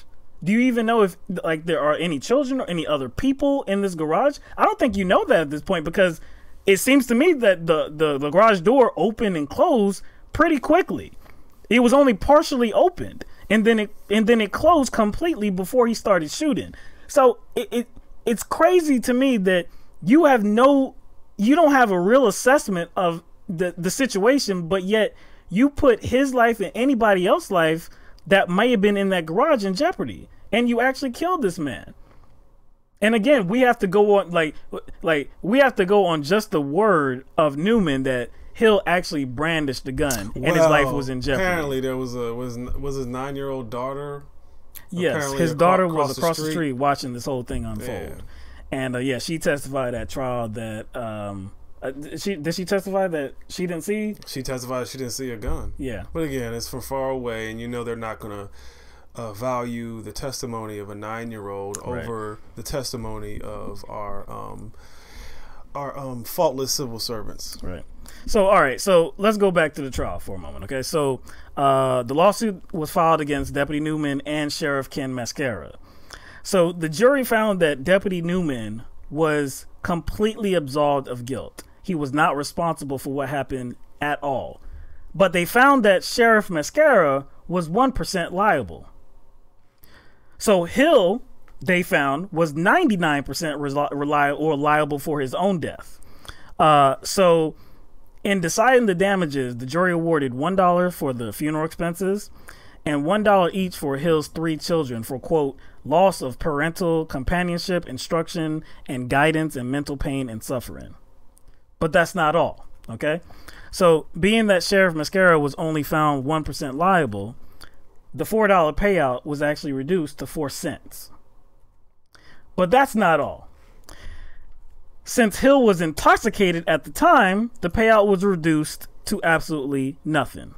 So there was no payout to the family whatsoever. So all that was just a process to kind of activate their, I guess, I don't know, to show how condescending they could be. You see what I'm saying? Like, well, we'll grant you this, but we're going to grant you this because of that. But then we're going to grant you nothing. Like, why go through all that? Why not just say, like, okay, we don't believe the officers were at fault at all. We're not going to reward you anything. End of story. Why go through the process of, like, a dollar amount, a low dollar amount, a very low dollar amount, and say, you know what? No, we're not even going to give you that. We're going to reduce it even more and say like 4 cents. Oh, then nothing. Like, what's the point of that? That seems like like they're thumbing them in the eye, man. That seems very spiteful, unnecessarily spiteful. If you don't believe that the officers were at fault, just fine. But why go through that process and just thumb your finger in the face of their family? That just seemed like overkill. Like, so this is what Sheriff Ken Mascara had to say about the verdict. He said Newman was placed in a very difficult situation, and like so many fellow law enforcement officers must do every day, he made the best decision he could for the safety of his partner, himself, and the public, given the circumstances he faced. Now, you had some words for this jury where it seems like they made a very spiteful decision, right? Go through this whole ridiculous process of awarding damages, low damages, and then coming and then like, lowering those eventually damages, coming to zero, right? Okay, I'm confused as to how the officer that actually did fire 4 bullets was completely absolved of guilt, but the sheriff of St. Lucie County, who wasn't there at the time, they found him 1% liable. See, that makes no sense. So the sheriff is one. See, that's what tells me the entire process that the jury used, like in this case, was completely out of spite, right, and completely heartless. It wasn't reasonable whatsoever. It wasn't reasonable. There's no way. Like if you found the officer that actually fired the bullets into Hill, if you found that he's not liable whatsoever, then there's no way you can find anybody else liable except for Hill himself. So that's why this is completely bullshit, man. It's not only, it's bullshit because, again, like, it's not illegal to be drunk in your own house. It's not illegal to own a gun, if that was his gun, in his own house. Like, this whole thing started because of a damn noise complaint. That's it. So when you're rolling up on somebody's house and they're drunk, I'm sorry, you are a civil servant. You should be able to deal with that. Also, in a country where the Second Amendment is so cherished, where people walk around, they say we should be able to walk around with guns anywhere. The Second Amendment is like, it's almost untouchable. So wouldn't you think in this kind of environment, in this country where the Second Amendment is just so cherished, right, that the local law enforcement should be an adept at dealing in any situation that involves a gun, seeing as every American, every proud patriot should own a gun. So why does law enforcement step into these situations and act as if, like, oh my God, what do? He has a gun. Like, I think it should be something that is damn near expected. But okay, to counter that, Hill brandished a gun. That's what they say. But did Hill brandish a gun? So now we're going to get to the gun that they supposedly found on Hill. Now, he was laying face down. So, like I said, supposedly he threatened the officers with the gun. When they found him, they found the gun in his back pocket. Sticking out of his back pocket. Right. So there's a few details that you have to talk about when you find a gun in his back pocket. All right. Okay, let's do that. I'm assuming, since he was brandishing a gun, that they say he brandished a gun, he had the gun in his hand. They shot him 4 times, right? He shot 4 times, but they hit him 3 times. So he hit him 3 times. So, well, regardless of whether it's like blood spatter, but his hands were on the gun, so you would think that there would be fingerprints. Hill's fingerprints were on the gun. Okay, and you would also think that there was some sort of DNA, like sweat, on the gun as well. That way he found in his back pocket. But was there any of his DNA on the gun? Actually, there was nothing on the gun. There wasn't even any blood on the gun. No blood on the gun. There was no blood. No So DNA if on he the did gun. get shot, and like you were talking about the blood spatter, if he was holding the gun, and especially if he was holding the gun up while he got shot, you would think that something would have, you know, got sprayed onto the gun in some way. And you think but that didn't happen. That didn't happen. And you thought they would have found like some sort of like sweat, any kind of DNA. Mm-hmm. So what they're telling us is he got shot, and after he got shot, now, you know, he was drunk. Mm-hmm. Even though he was drunk, after he got shot, he was able to wipe the gun clean while he was bleeding out, and then put the gun in his back pocket. Yes.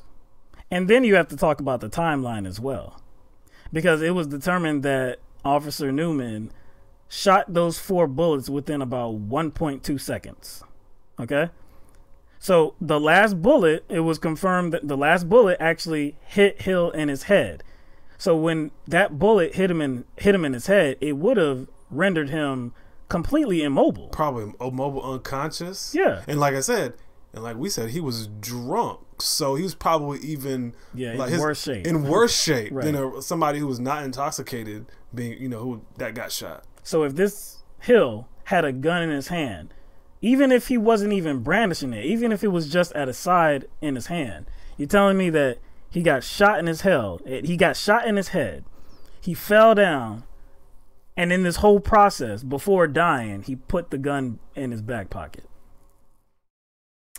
Oh, and the jury just somehow just believed this story. The jury believed this story.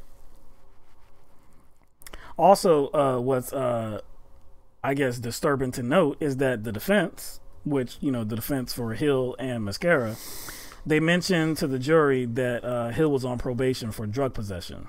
So you know what that's meant to do.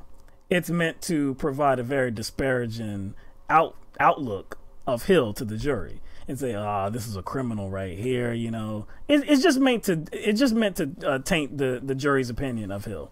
You know what? And it's like like I said, we've talked about situations like this before, and we can talk about how, you know, law enforcement kind of behaved irresponsibly, and to me in a very callous way. Shoot first, ask questions later. We can talk about that, but damn, like, we can't talk about this situation without mentioning the jury. No, you can't, because of course, I condemn Officer Newman's actions, no doubt, but these men and women on this jury, there was 1 black man, 2 white men, and 5 white women on this jury. Now, the lawyer for the family, whose name is John. Damn, what's his name? I thought I had it here. Anyway, but yeah, the lawyer for the family, he said that he wasn't allowed to question the jury about, you know, what went into their process of actually determining who was at fault and awarding the damages. But he can only imagine that this did have something to do with race, and they didn't value Hill's life because he was black. We weren't on that jury. We weren't in that courtroom when all these details were being provided. But you can't get around this officer shooting into a garage Through a damn door. Through a closed door when his life was not being threatened. If it was being threatened, it wasn't being threatened anymore. What you do at that point is you do your job as a police officer. You call in backup if you need to, and then you get the suspect. That's what you do. You're a police officer. That's your job. Your job is not to administer the death penalty to somebody that you believe is a suspect that is doing something that is a crime. There's got to be something behind why people become police officers. There's got to be something more to why some people become police officers, as far as psychologically, and it has to be something more than just protecting and serving. It's almost like, I feel like some people become police officers like so they can, like, I guess, I don't know, like, be cowboys, you know, do this, you know what I'm saying, like, do this whole first-person shooter fantasy in real life. Because they are the law, They man. want to be super troopers. They are the authority. You know, lots of people have a desire for power, and what more than being in law enforcement? You know, because a lot of times you can't do everything with impunity, but there are some things you can get away with.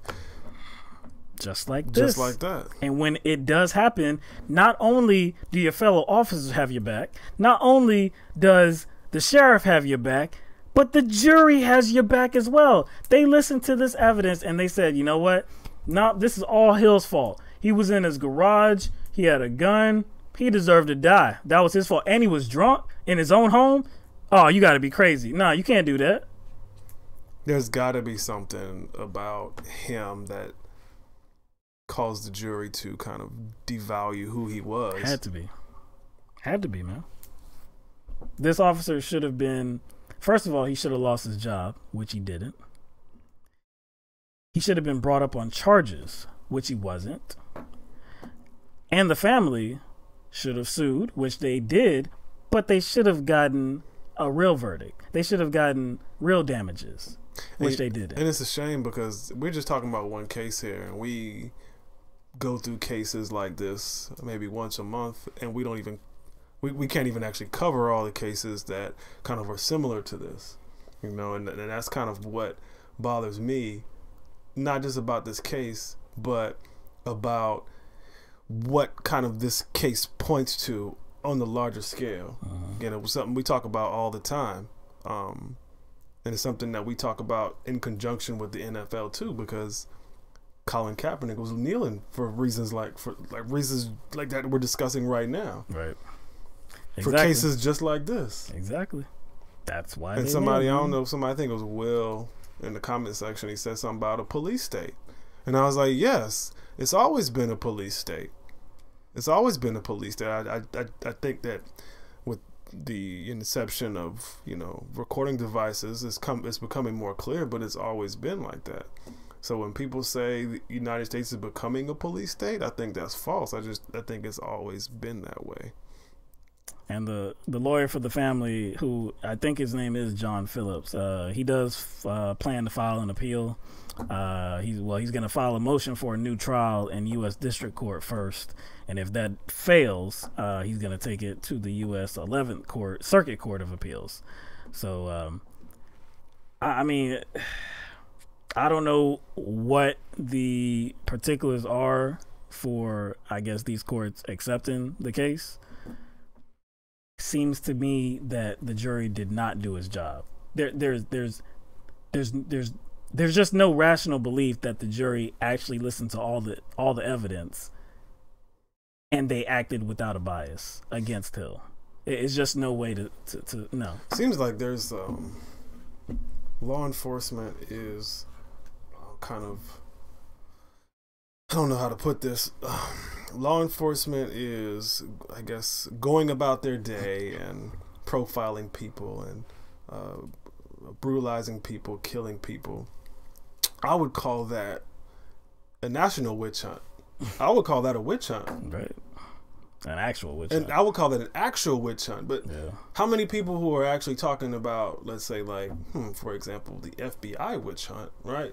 For, again, that's against the president, actually care about the daily witch hunts that go on, and certain group of people are disproportionately the victims of everyday witch hunts, and they have to battle against that, and they're not in a position of privilege. All right, let's move on. Let's go to Puerto Rico. So Puerto Rico is in the news because of some reports about the official death toll. So Puerto Rico's official death toll as a result of Hurricane Maria last year is 64. Okay, so that's the official death toll is 64.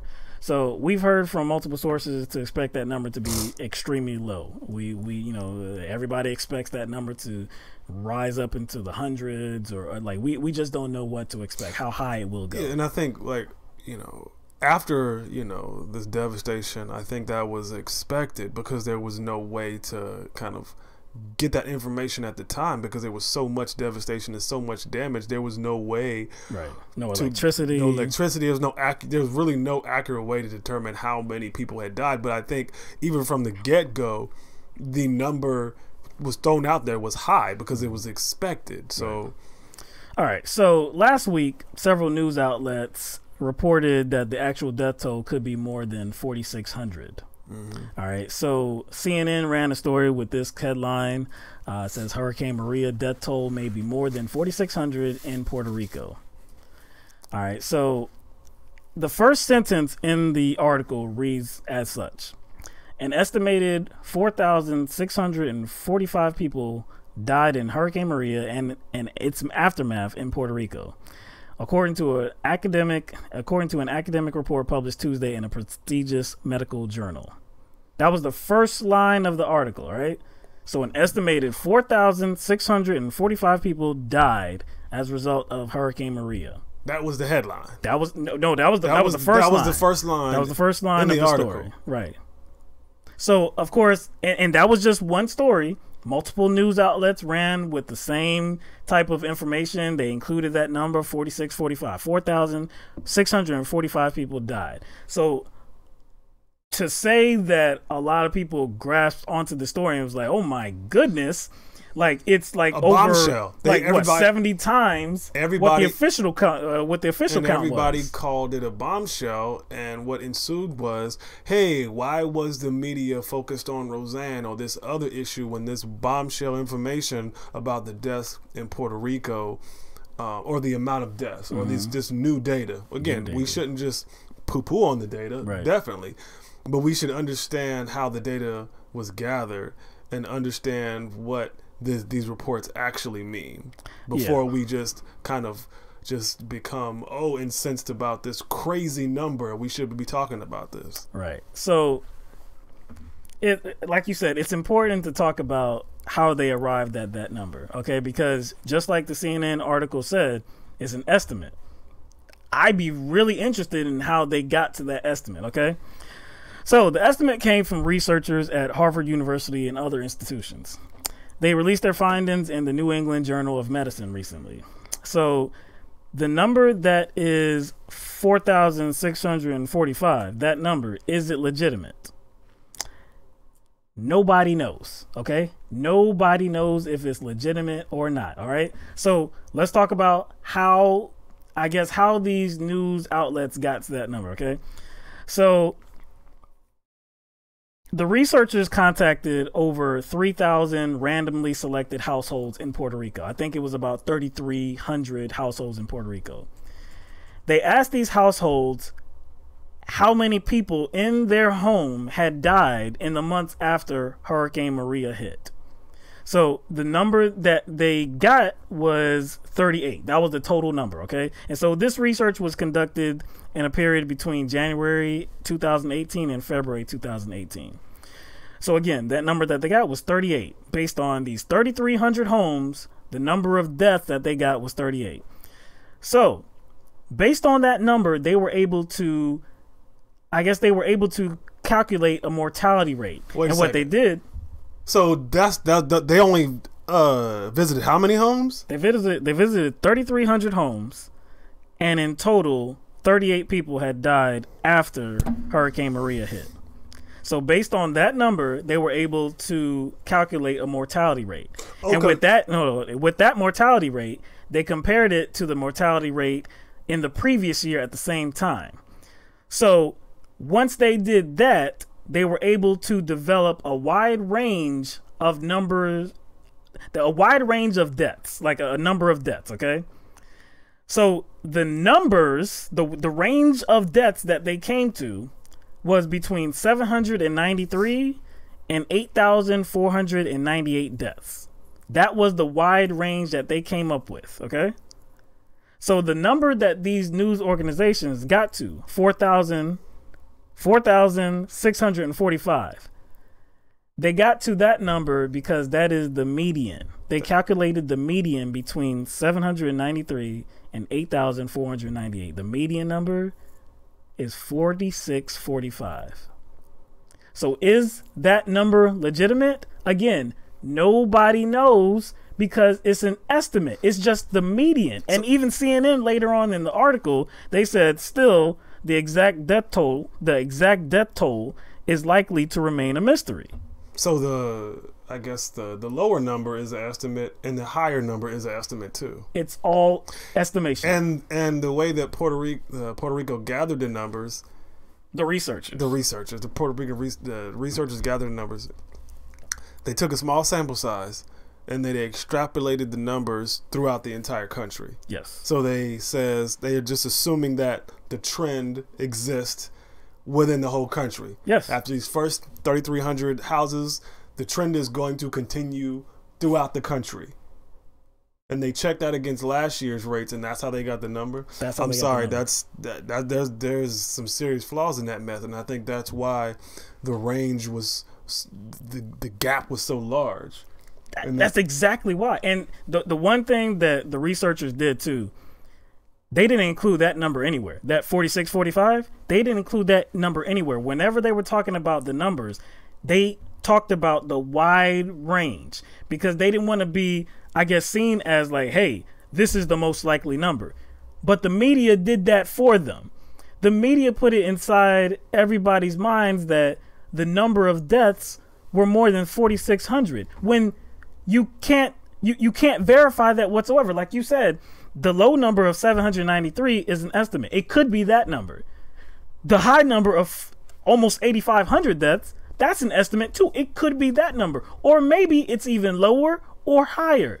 Nobody knows at this point. Like, I think there's good reason to say that it's more than the official count, which is 64. I think there's good reason. Like, there's good rationale to say that it's going to be more than that. Like, I'm expecting that it might reach up into the hundreds. That's what I'm expecting. But even if it reaches 100, that's way more than, I guess, I mean, like that's way more than anybody is hoping for. But still, it's still a very large number. 100, 200, those are large numbers when you're talking about actual human deaths. But to say that it's 4,600, you don't have any information to sustain that. Like, why would you lead with a story and that is the headline? Death toll may be more than 4,600 in Puerto Rico. So why didn't they put in the headline death toll may be more than 8,000? So like, how much was the highest? The highest 8,498. So why didn't they put that there? All they did was calculate or the median. Why didn't they put the lowest number? Why didn't you just put? No, you know what? You know what would have made more sense if you were actually going to take the research that was provided to you by this study. Why not just lead with the range? Why not put the whole range in the title? Oh, that wouldn't be sexy. That wouldn't be sexy. Between this amount and that amount could have possibly perished. That wouldn't draw enough. Due to Hurricane Maria. But that wouldn't draw enough outrage.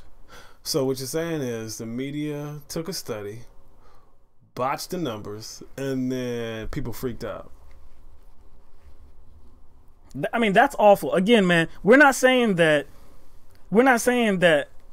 the numbers that these researchers came up with don't matter. Yeah. I mean, well, we're not saying that it doesn't matter, and we're not saying that it's false either. Mm-hmm. It could be very well the case. It could be the low side, it could be the high side, it could be right in the middle. We have no idea. They spent a lot of time. I mean, again, they interviewed these over 3,000 families. They put a lot of work into this. I'm not certain that they're wrong. I can't be whatsoever.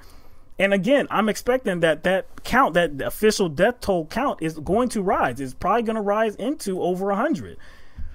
But why would you, if you're the corporate media, if you're actually dispersing this information, why would you get everybody so outraged with a number that cannot possibly be confirmed right now? The researchers did the work, and they told you it was a range. It was a very wide range that it possibly could be. If you are actually responsible as a journalist or as a news organization, you would put that wide range right in the title, because you know how many people actually read the substance of an article, or do they read headlines? You know what's so funny about that? I would say there are some people who read the headlines and kind of already formulate an opinion based on the headlines, but actually I think there's a large portion of people who read the headlines and kind of skim the article and maybe even read it a little bit, but they still have that headline stuck in their head. So and no matter what they read, that's what they're taking away. That's what they're taking away. They're taking the headline away. This, look, man, this is the disservice to information. Again, it's so terrible. I don't know if I can find the right adjective. It's horrible. It's heartbreaking that this many people, that even if it's just 64, it's heartbreaking that many people died because of Hurricane Maria, and that if we're actually expecting more, that just further compounds the issue. But if you're a responsible organization and you're trying to relay the information to people, CNN, everybody that ran with this story, my goodness, man. But see, you know what they're about, though. You already know what they're about. Headlines are sensational. That's how they get viewers. That's how they keep themselves visible. They have to have the most salacious headline. They have to have the most provocative headline. Race to be first, too, huh? Race to be first. They have to be edgy. And this is more like... it's not like edgy, like, you know, like YouTube video, like so-and-so destroys so-and-so. Not that kind of edgy, but the kind of edgy where they kind of use big numbers. That's the kind of edgy that, you know, happens in mainstream media. And it's weird how people they already have like this apprehension about the mainstream media, but then at the same time, they will constantly like take what the mainstream media says at face value, even though we already have it in our head that the media is just trying to sensationalize everything. And so there's plenty of people that I know, plenty of people that I love, people that I like, plenty of people that I follow, plenty of people that I talk to sometimes on an everyday basis that kind of freaked out too. And the information came from the mainstream media, right. The same mainstream media that they, and as well as us, call out every day.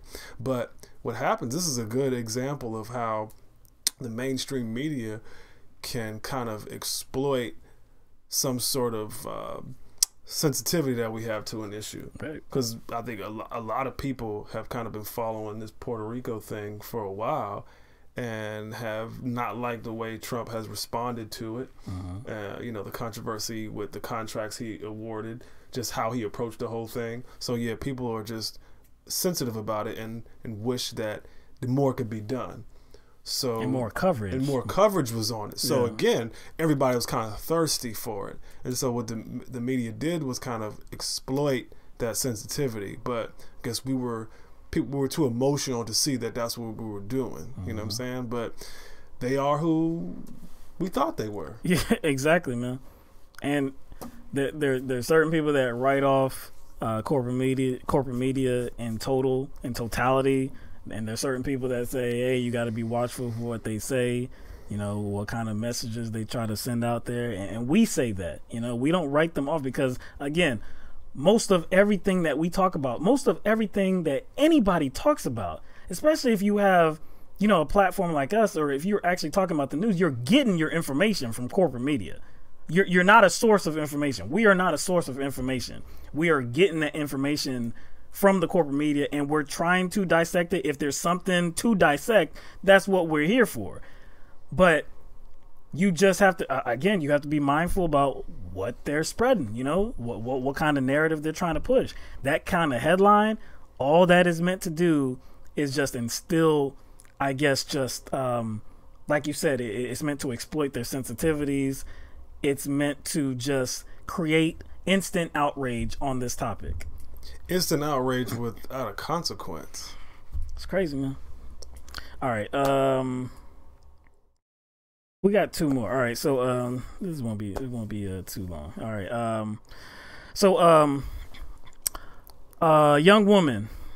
Young Palestinian woman by the name of Razan al-Nahar was killed on Friday near the Gaza and Israel border. While she was there, you know, trying to help people. She was a medic. She was trying to help people that were in need.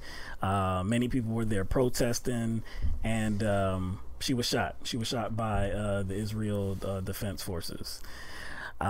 So She was a volunteering paramedic, and it's believed that she was killed by these Israeli snipers while she had tried to go to somebody that was near the border that needed some help. I believe she was with she was with different people that were trying to do the same thing, that were there trying to help people. And one of them is a guy by the name of, where's this guy's name? His last name is Jazar. So he said that people were suffering from the tear gas. A man was right near the fence and was calling out, "Come help me, come help me." He was close to the fence, and Razan went to help him. So there was also there wasn't video of her actually being shot. There was video of maybe about 10 minutes before she was shot, and you could see her, they had their hands up. And like I said, Jazar said it was 10 minutes after that she was actually shot. So it doesn't seem like she was violent. Anybody that she was with was violent. Anybody that she was helping was violent. It doesn't seem. I haven't seen that narrative anywhere. The Israeli military has said that they're investigating the incident. Yeah, they said they're investigating the death, but its troops work in accordance with standard procedure. That's exactly what they said. I guess cold-blooded murder is standard operating procedure. Yeah, you would have to, I guess. But I guess shooting somebody in the stomach that is a medic trying to help somebody would be standard operating procedure. But see, like, why say they're going to investigate it if they've already determined that it was no violation of their procedure or you know what I'm saying? Why even say that? We're going to investigate it, but there was no violation. It was standard procedure. It's almost a way of like making themselves, I guess, never at fault, never to be wrong in any situation. The Israeli military, they put out a statement saying the IDF constantly works to draw operational lessons and reduce the number of casualties in the area of the Gaza Strip security fence. Unfortunately, the Hamas terror organization deliberately and methodically places civilians in danger. And of course, the first order of business is to blame Hamas. What's the Israel's favorite scapegoat? Right. And see, and this is the thing. This is my perception of this. Does Hamas engage in terroristic activities? Yeah. Well, seems to be that they do. Just what was it, last week? I believe we didn't spend too much time on it, but there were rockets coming from Gaza. From Gaza, yeah. And this was and Hamas they took credit for it. They said it was them and it was another organization. I can't remember. I know what you're talking about. But anyway, Hamas is one of them that said we're taking credit for that. This was us, right? So of course, yeah, they definitely try to kill innocent people in Israel, no doubt, right? But that doesn't absolve Israel from killing innocent Palestinians. So what are you saying? Are you saying that they are terrorists they're terrorists? Is that terrorism? Because if they're killing civilians to send a political message, right? So that to me is terrorism. See, and this is the thing. See, because this has been going on for weeks now, because people have been protesting along this border, and there have been some who have engaged in, you could call it violence. You can say that they've been throwing rocks and stones and setting tires on fire and throwing them. There have been reports of lighting kites on fire and trying to send them over the border. There have people been, and it's been reported too that Hamas is actually trying to get people to rush the border, trying to break through the gates, the wall or whatever, trying to get through the border, right? And definitely some of these people don't have the best of intentions. Some of these people definitely want to harm Israelis. No doubt, right? Okay, shoot those people then. That's what my point is. Okay. That's the point. Like, okay, if there are people who actually pose a threat to any Israel Defense Force member, if there's any protester that kind of charges the gate and kind of pushes the Israel Defense Forces to do something because there is an immediate threat, if they are shown or if they see somebody, I guess, use some sort of weapon, right, or they have something that could be a danger to an Israeli soldier, and they're an immediate threat, and they get shot, I don't think a lot of people would, you know, be upset, honestly. No. Because they didn't have an excuse. Yes. But what we're seeing is that it's not just those people that are dying. We've seen video where people are running away and have been picked off by these snipers. In this case, she is a damn medic. And it's sad because her whole purpose for being there was because she wanted to show that, you know, a woman could be a medic too. That was kind of her own kind of personal journey. Mm-hmm. She wanted to show that women could come out there and, you know, they can be medics too. And so it's kind of a slap in the face to logic to blame Hamas. Because, again, that's what the typical responses have been. Right. You know, it was Hamas's fault for putting her in danger. It was Hamas's fault for putting her in the line of fire. I was like, no, it's your fault for shooting someone with a sniper from hundreds of yards away who has their hands up, who is just trying to offer aid and assistance to people. That person is not an immediate threat. And you can't blame Hamas for that, as if you didn't have a choice in carrying out that cold-blooded murder, and as if you didn't know who this person was and what she was doing and what kind of risk she posed or didn't pose. You know what I'm saying? Again, there's been no reports that have stated that she was violent, that anybody she was with was violent, that anybody she was helping was violent, and or that they posed any threat to any IDF soldier. So why was she murdered? Why was she shot? Again, like if you're shooting people that are presenting some threat to you, some imminent threat to you, fine. You have a right to defend yourself. Nobody's saying that you don't. I would never say that. But when you kill somebody that is a medic that is just trying to help somebody, and in this case, if this report is accurate, that somebody that was suffering from the tear gas in their eyes and they needed help, this woman did not have anything that posed a threat to you. She had an ID badge. She had a vest on. And what's coming out of Israel, too, is not suggesting that she did pose a threat. Looks like you're in the wrong here. Mm-hmm. So it looks like any, I guess, like automatic support for Israel, for the IDF in this situation is unfounded. I mean, like it's actually misapplied. They shouldn't be protected. They shouldn't be defended on this. Oh, and defended by who? Defended by who? The United States. Right. To me, they are co-conspirators in all this because, well, I'd say the United States. They're co-conspirators in all this because we prop Israel up. You know what I'm saying? So, I mean, we don't condemn what they do.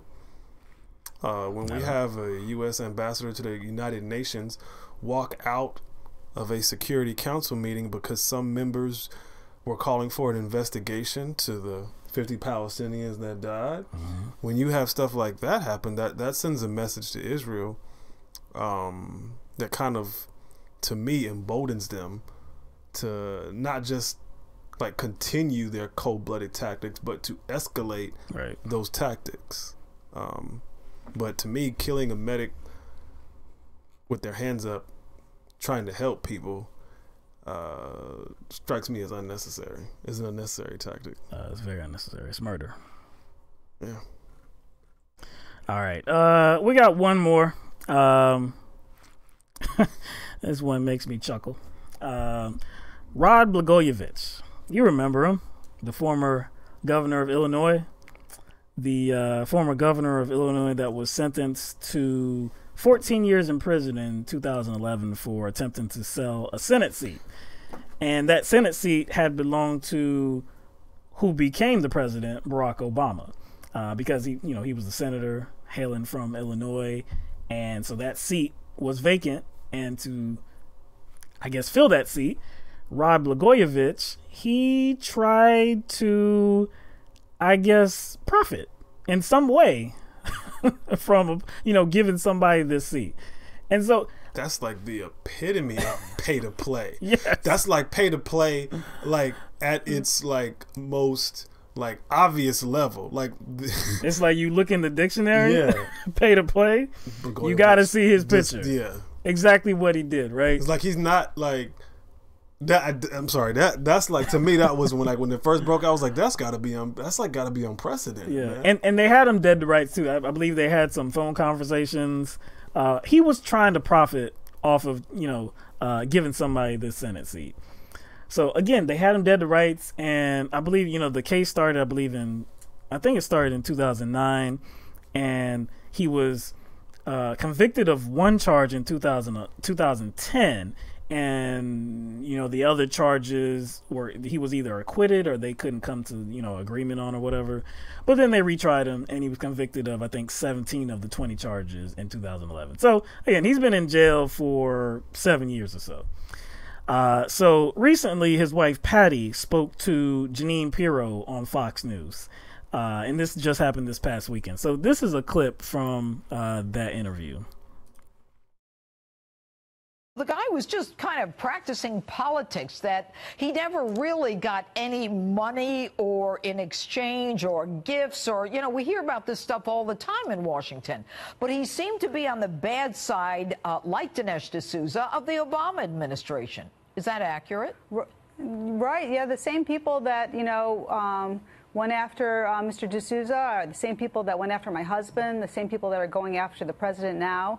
It's the same MO, and they're using their offices to try to undo elections and try to play politics instead of trying to do what they're supposed to do, which is to seek justice. And our system of government's got a system of checks and balances for a reason, right? And sometimes the courts and these prosecutors get it wrong, whether maliciously or just by accident, and it takes a strong leader like President Trump to right those wrongs.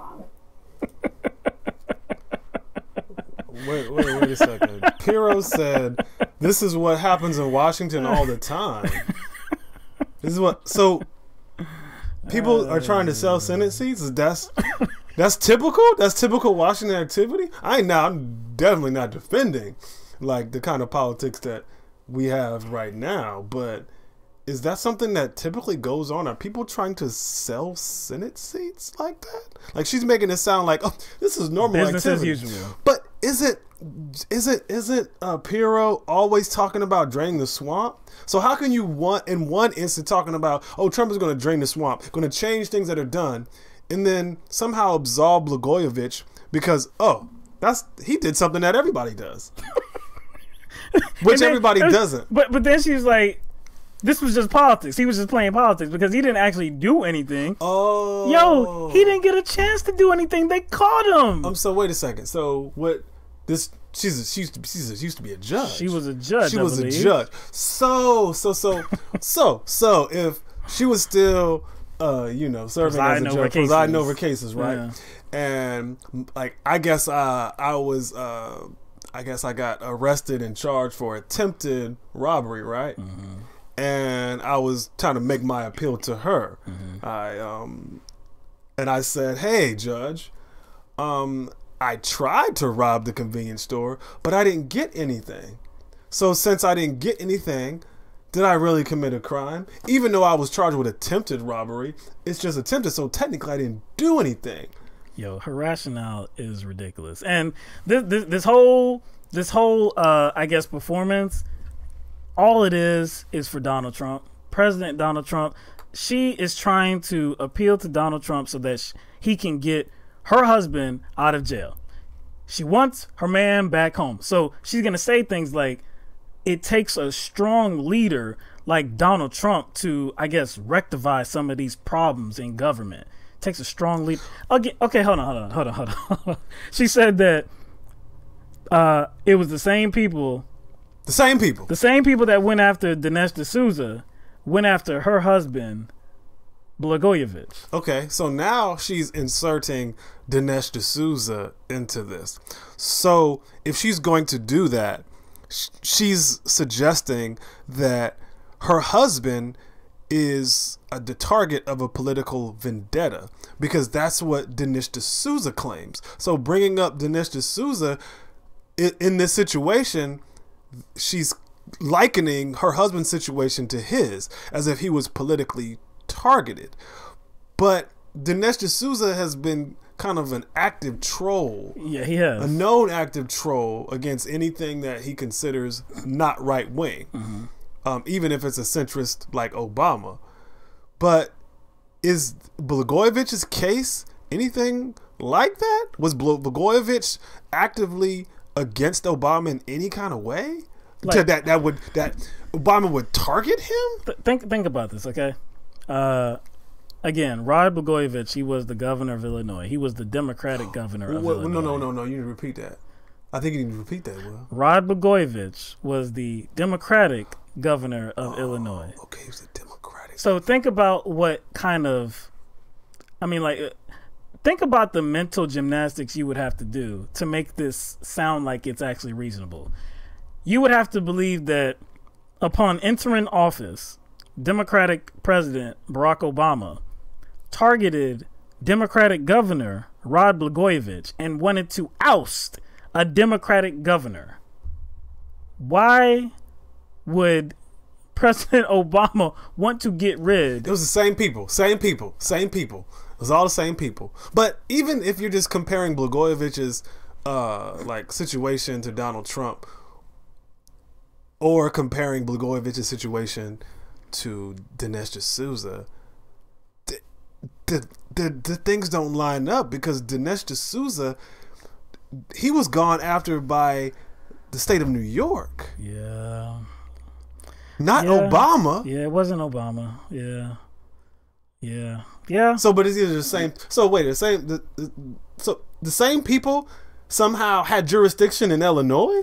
Yeah, the same people who had jurisdiction over Dinesh D'Souza's case in New York. Because the guy that went after Dinesh D'Souza was Preet Bharara. Yeah. I don't believe Preet Bharara has jurisdiction. He doesn't have jurisdiction in Illinois. No. He didn't go after Rod Blagojevich. But I guess it was under Barack Obama. So whatever happened under Obama, no matter who it happened to, local level, state level, federal level, Obama was behind it, no matter what happened. Yes. Now they do have something in common, though. Blagojevich and Dinesh D'Souza, they were both guilty.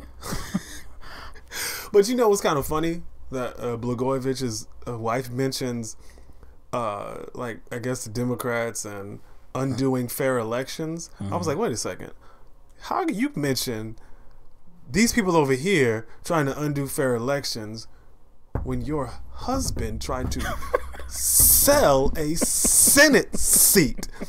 That's like... And then be like, they just had it in for him. Like, no, he brought them to the door because he was engaged in inappropriate activity. See, no, this is the game now. This is the game. And Donald Trump has kind of perfected this game to the wider public. And now everybody's trying to use this kind of same angle. Hey, I mean, I know what was proven. Something I did was proven to be illegal. Yep. And I committed a crime, but I was being targeted. Like, it's crazy. Wait a second. And by the same people that went after this ridiculously right-wing extremist Dinesh D'Souza. It was the same people. When, even though our politics don't match up, it was the same people for the same reason. When did Blagojevich go to jail? 2000. He went to jail in 2011. Oh. Well, he was. He might have. Yeah, I think it was the end of 2011. He actually did go to prison. So he went to jail in 2011. So that was roughly 6.5, 7 years ago, right? 6.5 to 7 years ago.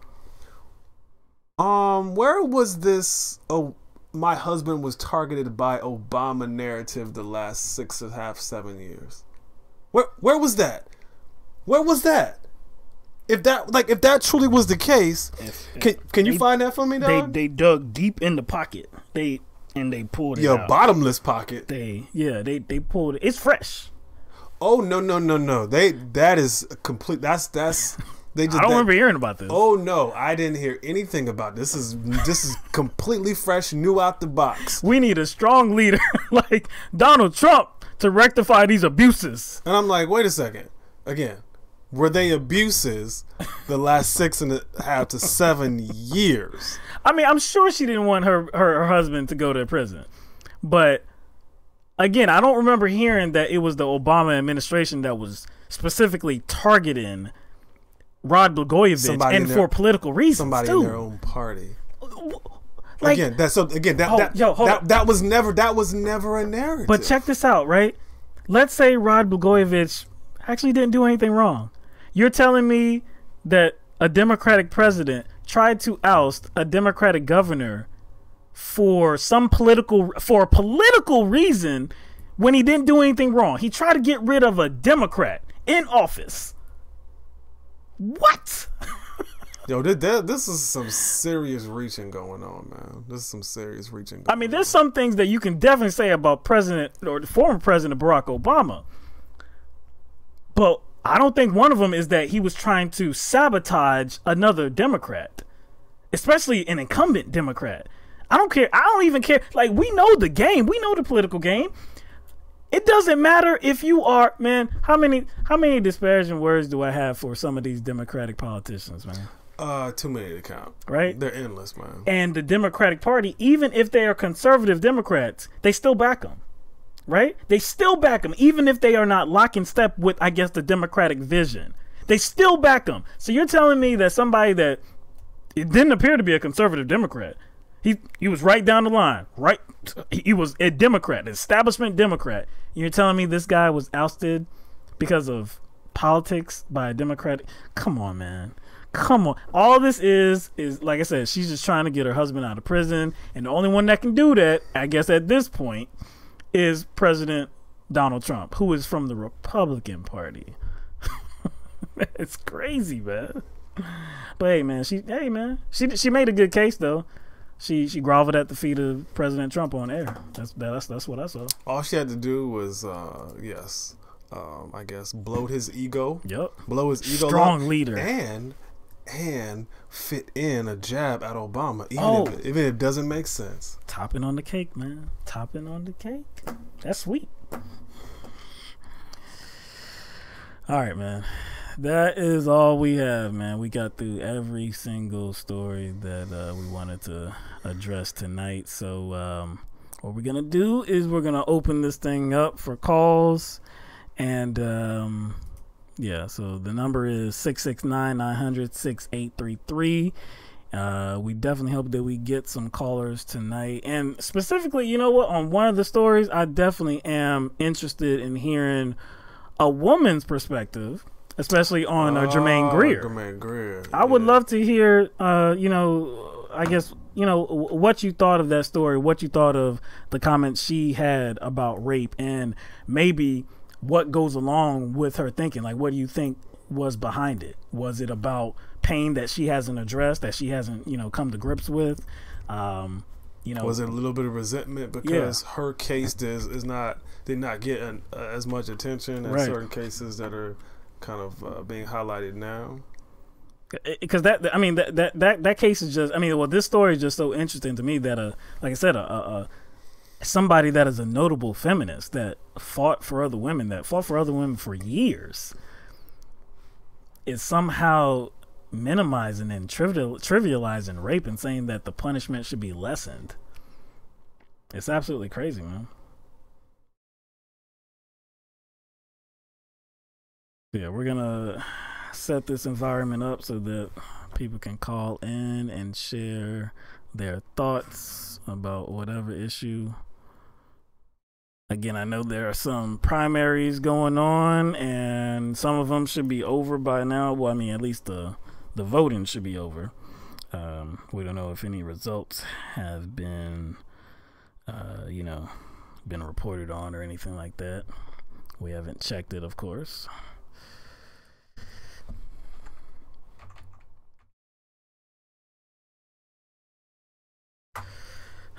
Well, there's 7 states. Yeah, there's 7 states that voting today.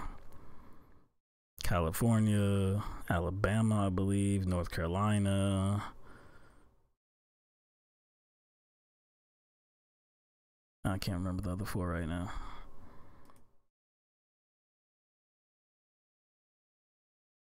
All right. For some reason, this junk just does not want to pair sometimes. Alright, let me see here. Device,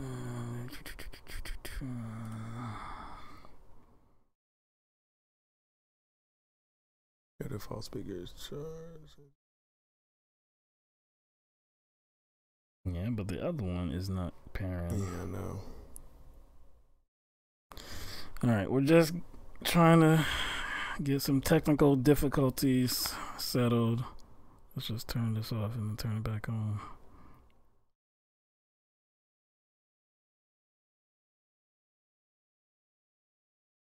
Alright. Just bear with us for a minute.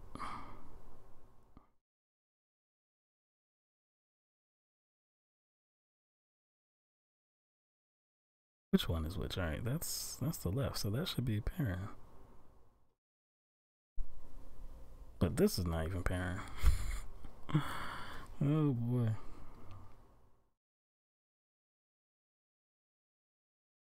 So see, it's the same thing. It says it's connected, but it's only one that's connected. I'm saying, you know what? Let's just pair this one first.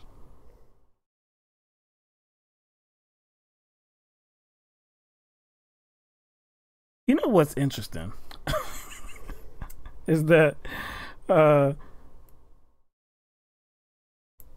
it seems like there's no rhyme or reason to this.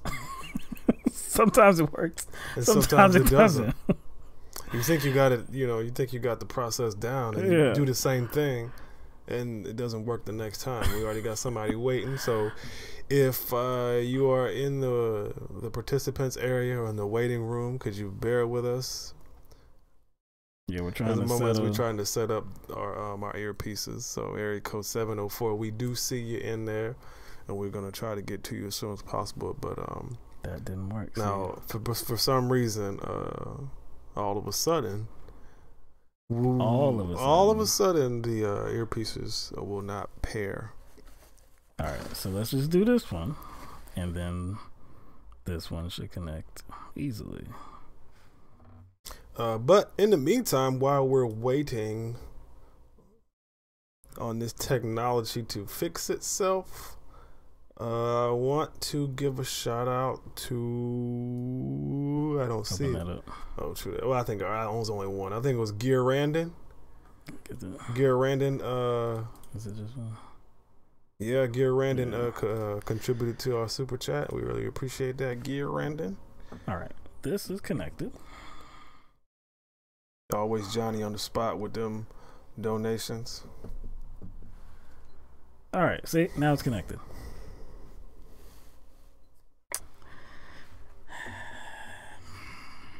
I don't know. Anyway, all right, it seems like we are ready now, so let me see. All right, so we have a caller waiting, and we are ready to take that caller's call. That was whack. Anyway, 704, you are on the air with LTMB. What's your name and where are you calling from? This is Will from North Carolina. What's going on, Will? How you doing tonight, man? I'm all right. How y'all doing? Good. Good, man. What's on your mind? Not too much, man. There's a lot going on out here. I guess there's a lot to talk about, but also with the mainstream media, you know, they throw all kind of things out there as distractions. So it's really difficult. You know, you get everybody separated, get everybody wanting to do different things and deal with different things, and it keeps the strength in numbers situation, you know, out of the equation for the oligarchs. So I was just wondering what you think about that.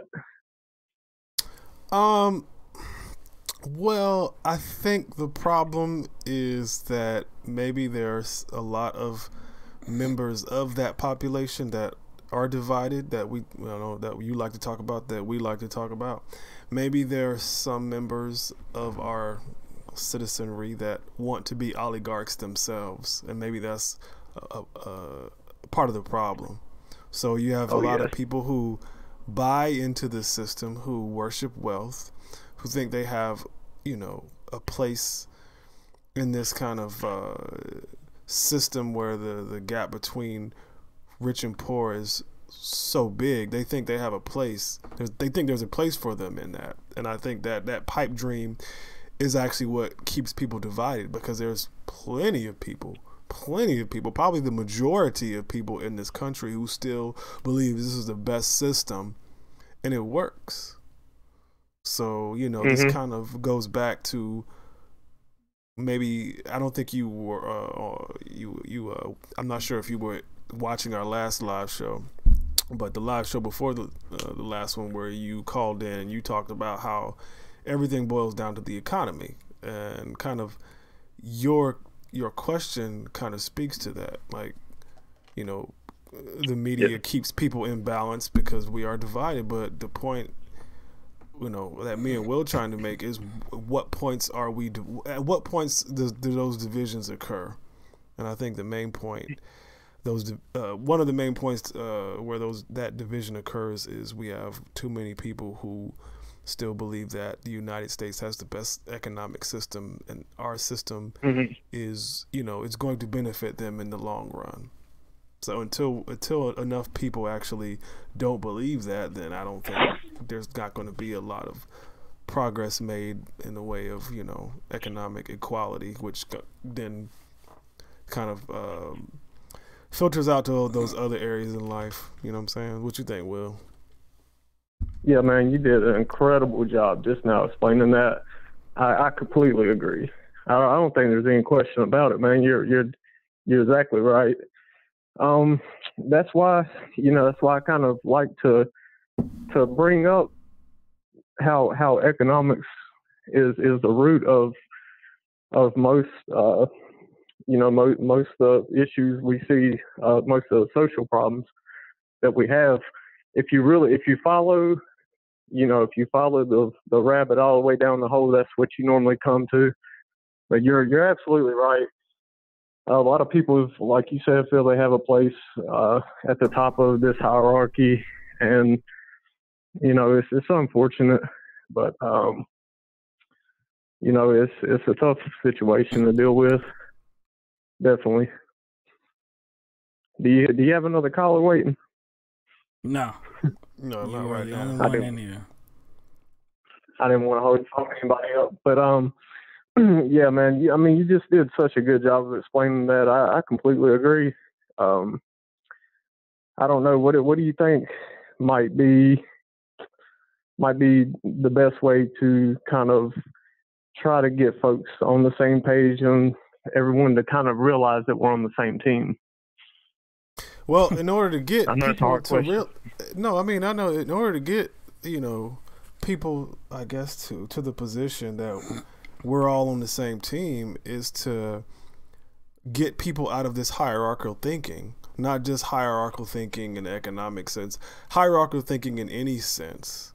And you know how this world is set up on in some cases, you know, racially hierarchical, economically hierarchical, whatever, like all kinds of hierarchies. And I think that kind of is the focus of a lot of anarchist thinking. They want to do away with unnecessary hierarchies. And I think that too many people buy into those hierarchies. And I think that it's going to be the same answer I gave to your first question, is to get people out of this mindset of hierarchies. So people are in them themselves. So people place themselves in these hierarchies. I got a more simplistic answer than that. Cataclysmic event.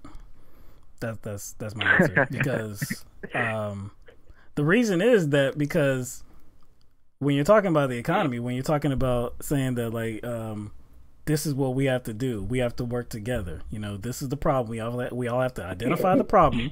We have to come together, and we have to, you know, I guess, force our government to implement rules and provisions just implement laws that benefit everybody here, not just the the people at the top, the people that have the wealth and that have the access and that have the influence. But that's really hard to do because the economy is not something that a lot of people place number one. Like a lot of people place religion number one, or it may be the subject of abortion, or it may be immigration, or it may be marriage equality, just like homosexuality or LGBT, transgender. I mean, there's a host of issues that there are people that like these are our hot button issues. Yep. So it doesn't matter if this politician is saying that. I mean, like, because every politician thinks they have the greatest ideas on the economy. They think that whatever they implement is going to be great for the economy. Whatever tax cut they're going to implement is going to lead to an economic boom, and they sell that to the people, and people just believe it because there are other things that they believe in as well. To place the economy number one, I don't know what the hell that's going to take. Okay, so now you're getting into the whole people are voting against their interests thing without acknowledging that these people have other interests. And so that's kind of what we're working against right there. So you really can't change, like, I guess, how people value those other interests if you and me and everyone else is trying to get them to focus on the economy. So it's kind of hard when they make a choice to value those other things more. Now, I kind of am with the co-host here when he talks about a cataclysmic event, but along with that cataclysmic event has to kind of come. I don't know. There has to be this understanding amongst people about where the source of the problems come from and how it affects their life. And I think if we engage people in conversations like that, where it's like, look, your life is suffering and this is why, and make the connection, then I think that's the first step in getting people to kind of that come together moment. But until those other interests that they value more take a back seat, then we won't get there. And hope maybe a cataclysmic event will do that. And maybe not just an economic event. Maybe it's like a political event. Could be something like, people who value the church, people who value their religion, people who value that. There might be a cataclysmic event involving their social circles that like put their social circle on blast, that cause them to question why they value it. So if we're going to talk about a cataclysmic event, I don't necessarily want to focus on, an economic event. It could be just an event that kind of brings into question their other values. And when I say cataclysmic event, I'm talking about like a giant meteor. It's coming crashing down. Well, you know what? You said, you know what? When you say meteor, I know it's not the same, but for some reason I connected it. It makes me think of climate change. Yeah. I mean, it would have to be something that it would absolutely force people to actually count on other people, no matter if that person is gay or has had an abortion or is a darker skin complexion. It just would not matter whatsoever. We would have to count on other people because they're another human being. That's it.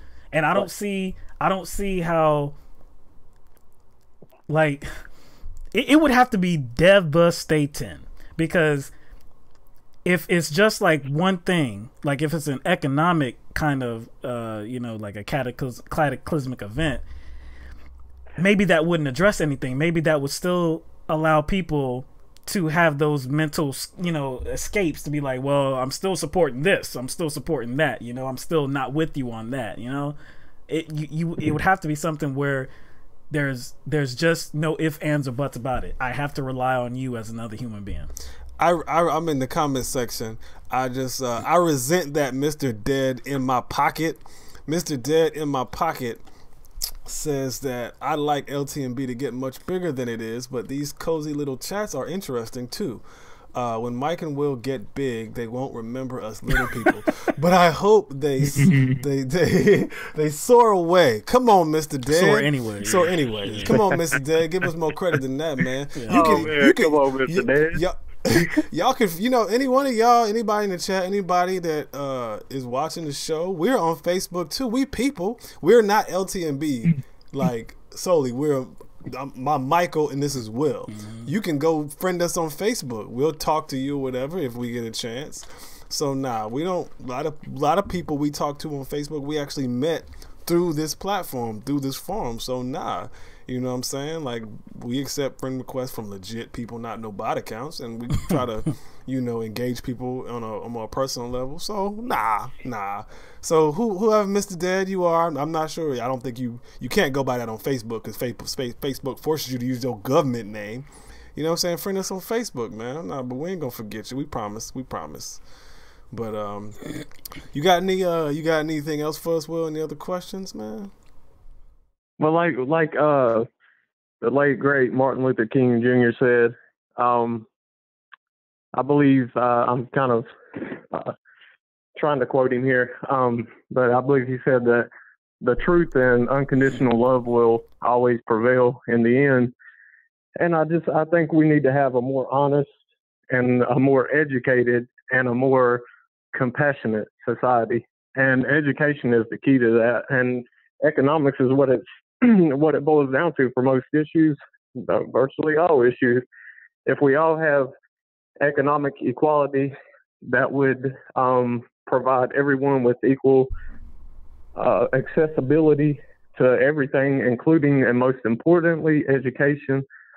And what education does is it allows us to see that these identity politic motives that we often have, like you were just talking about earlier, where you have folks in large groups who focus on one particular issue, it's not always counterproductive, but it's definitely a waste of human resources, or it's not the best way to use those human resources for change, because you're dealing with a symptom. It's like trying to put a Band-Aid on a gunshot wound. I mean, you can't solve problems that way. You have to get to the root causes of the issues to really root them out and to solve the problems. And the problems are that we don't have the equality, the economic equality that would provide everyone equal accessibility to education, for instance, and medical care and everything else. So, it's tough, but we just need to demand that we all have the ability to educate ourselves and have educators to help us along. And we need to value those educators and value education and knowledge and value truth in our society rather than personal gain. But this is not a problem that comes inherently with human beings. This is what we're all affected by this society and these economic and political environment that we're born into. So it can be difficult to turn it around when you have a large or a small in comparison, but a group of people who hold and wield so much economic information power as well with the mainstream media, which they own. And I think we're doing a good job of the easy part is pointing out the biggest problems, but it is hard. It's very difficult to figure out how to solve these issues. And I think the first steps I think we should look at it as, try to move in the right direction. I think it will happen in small steps. And I believe that it will happen, or we will all perish regardless anyway. So I'd like to know what you think, and that's probably all for me. Okay. All right, we will let you go, and then we'll kind of like continue this discussion. And yet again, you bring up some very important issues for us to talk about. And we appreciate you calling, man. Hope you join us next show, and you call in as well next show. All right, fellas. Y'all have a good night. All right, you too. All right, take it easy, Will. Thanks. I mean, there's there's enough people. I think we're beginning to see it now. I don't think that like the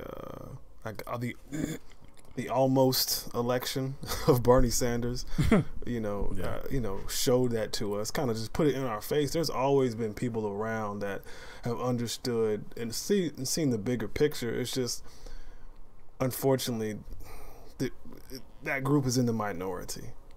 There's been always throughout history people who have seen the bigger picture. There's always been people who have wanted to live in a unified world. There's always been people who have had compassion for other groups. That is something that has always been a battle in this world. There was a time in history where people were trading with one another. Now, things obviously weren't ever perfect, but there was trade going on between different groups. Like, people think that every group on the planet in their own little cultural incubator, as it is and as it has shown itself in this modern world, has always been like that. It's really not. I mean, different groups were trading with one another 2,000, 3,000 years ago. For some reason, we have, never mind. You know what? I don't want to continue that thought because we don't really have a lot of time left and we got a call. So I can continue that thought anytime I want to. I just want to give this time to our next caller. And that caller is from area code 419. Who is this on the line and where are you calling from? This is Miss Tree One. What's going on, Miss Tree? Yeah, I just wanted to comment on that man who's just on the line. He's right about so many things, and the fact of the matter is we've had solutions, such as he mentions and refers to, for decades. I went to the first high school in the nation, St. Xavier Academy, which was the first open college high school system, and you signed up for lectures. It was like a library. And you could learn at your own rate, and you could sign out and go to the public library, and it should be like that. There's no reason why it doesn't exist now, you know? I agree. It's crazy that we don't do what we already know can be done. I grew up in Rhode Island, and there was an Italian family that had a dump system that the Chinese flew their representatives over to this country because it was so advanced, the sorting and recycling program. The Capuano dump, we're talking 30 years ago, over 30 years ago, and we sit on our asses and do nothing. It's wild.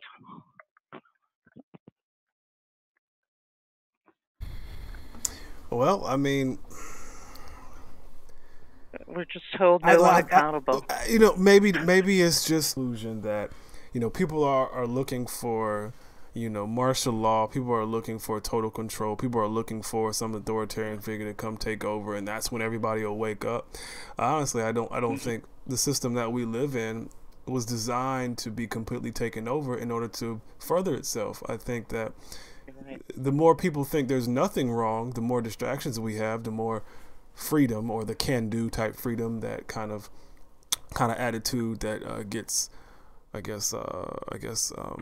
internalized by everyone. This idea that the more things we can do, the more things we can have. That is a representation of freedom.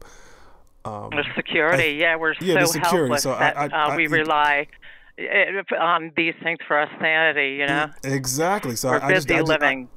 Honestly, I just think that when people were talking about this whole New World Order or New World takeover, I don't think that is necessary to keep people in line. I think you just provide them with more distractions, and I think that's what, you know what I'm saying. So I think that's the hard part. I think that is the hard part. We live in this modern world, technologically advanced world, where we have so many different distractions, and so it provides this kind of illusion that we don't need to advance any further. You know what I'm saying? Like this is the epitome of what it means to be in a modern civilization. I just think that sometimes the distractions we have, all you behave as my daughter does, and she is an editor now, and she's in the same business that you're in, but that's the best we can do, is hold it together and discuss it as you do, pragmatically, and bounce it off all sides, you know what I mean? And keep it together like you are doing, and keep on keeping on, because it's doing something. You must know that, or you wouldn't be doing this, It's important. Well, we hope it's doing something. Yeah, we do hope it's doing. We do hope we're doing our part. Because I guess I feel that whatever I'm doing, or what kind of message I'm giving off, and what kind of things that I espouse, it kind of is having an effect on my environment. Sometimes when people don't know me or don't talk to me, especially at work or when I'm around family or whatever, I used to didn't really talk about certain things like politics, social issues, and typically in certain environments it's really shunned upon. So now that I'm kind of more into it, man, now when I open my mouth about things, people always are like, "Oh man, I didn't know you were thinking about that. Oh, I didn't think about it in that way." And I'm like, "Okay, well, now you know." And so what that does, it's good. It's good though, because it's great though. I think it's wonderful that I even see people doing it, because most of us shut up thinking that you're going to be ostracized or condemned or whatever. We all do it. And you don't know until you say something, you know what I mean? And at worst, like you said, you could be shunned or, castigated for your beliefs. But at best, you've moved somebody's heart, you know what I mean? You've shown them that you're a deep thinker, and there are other ways to think of these issues, and it's super important. It is, I think that is what I consider spiritual, you know what I mean? When we all have breakthroughs like that, it's important. Yeah, it's important for more people to do it, because as we see, at least what we see, especially on social media, is that there are some influential voices that really don't, I guess, act in the best interest, and like they don't treat their status in the right way. They mislead people a lot, and that's not just something that we see on a macro level with like corporate media. We see people on social media, people that have accumulated these audiences, and again, they're leading people astray. So it is incumbent on everybody that does know what's going on, that really are advocating for the best interests of people, to speak out. No matter if you have a big audience, small audience, all of it helps. All of it helps move forward that needle. Yeah, and we all reach different people, you know what I mean? We have to work in each our own capacity. And some people are crass and obnoxious, some people are not. And if some of us can deal with the crass or whatever, those who consider themselves the holy, you have to touch those you can, and that's the best you can do. And I think you're doing a wonderful job. I really do. Well, we appreciate that very much. We appreciate you calling in too, Ms. Tree. Thank you so much. Have a good night, guys. Thank you. You too. Man, we got not a lot of time. Wait, I want to... which one was first? Yeah, I couldn't tell which one was first. We have like 2 callers, but we don't have a lot of time left. I think this one was first, actually. Okay. All right, so we got the 561 area code. What is your name and where are you calling from, caller? Hello. My name's Brooklyn.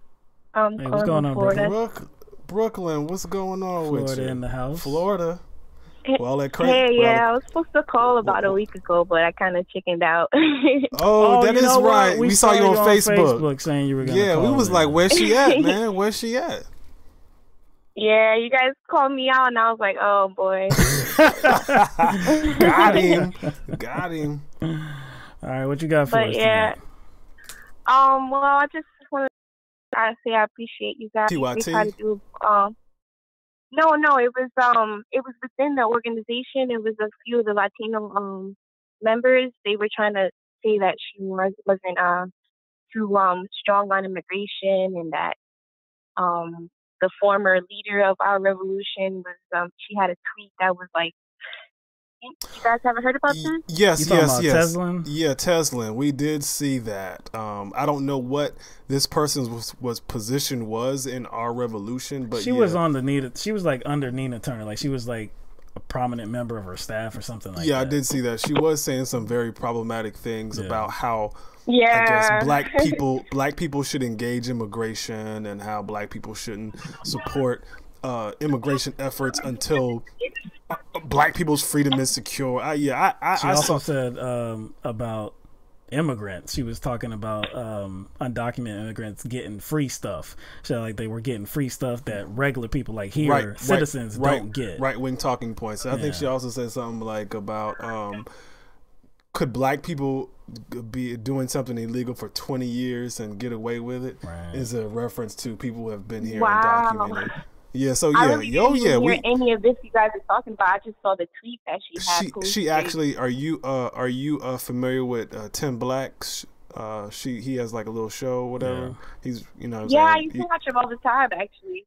Yeah, he actually did an interview with her. Two interviews a couple of weeks ago. Yeah. I watched half. Oh, I'm gonna go check that out. Yeah, you might be able to stomach it, but I don't know if you're gonna be impressed. Okay. I don't know, but if you want to check it out, go check it out. But yeah, we kind of followed that. I haven't really been following it since there was a couple of my friends on Facebook called her out. And posted some things and informed me about it. That was the only way I knew, because people were just chiming away. Yeah, I kept seeing her name in the I kept hearing her name, and I was like, "What's going on?" I had never heard of Teslin before or anything like that, and then I saw that interview with Tim Black. Is she still with? No. She got relieved because actually, I believe it was Nina Turner that was trying to save her position. Like I guess she was acknowledging that this was troubling what she was saying.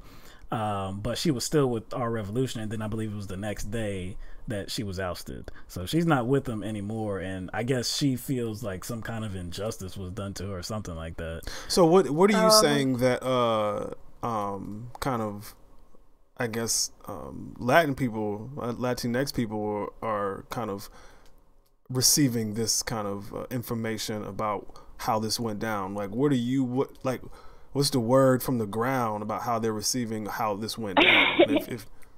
Well, like, a lot of people around me aren't really into politics. I'm pretty much on my own. But my personal opinion is, I love Nina, and I don't know about too much about her, the other lady, but Nina, she was just on, I think, CNN. With Rick Santorum, defending immigrants, and she's always, she's always been like, I hope she runs. I really do. Like, I doubt it, but it'd be amazing. I would quit my job and like devote everything to seeing that.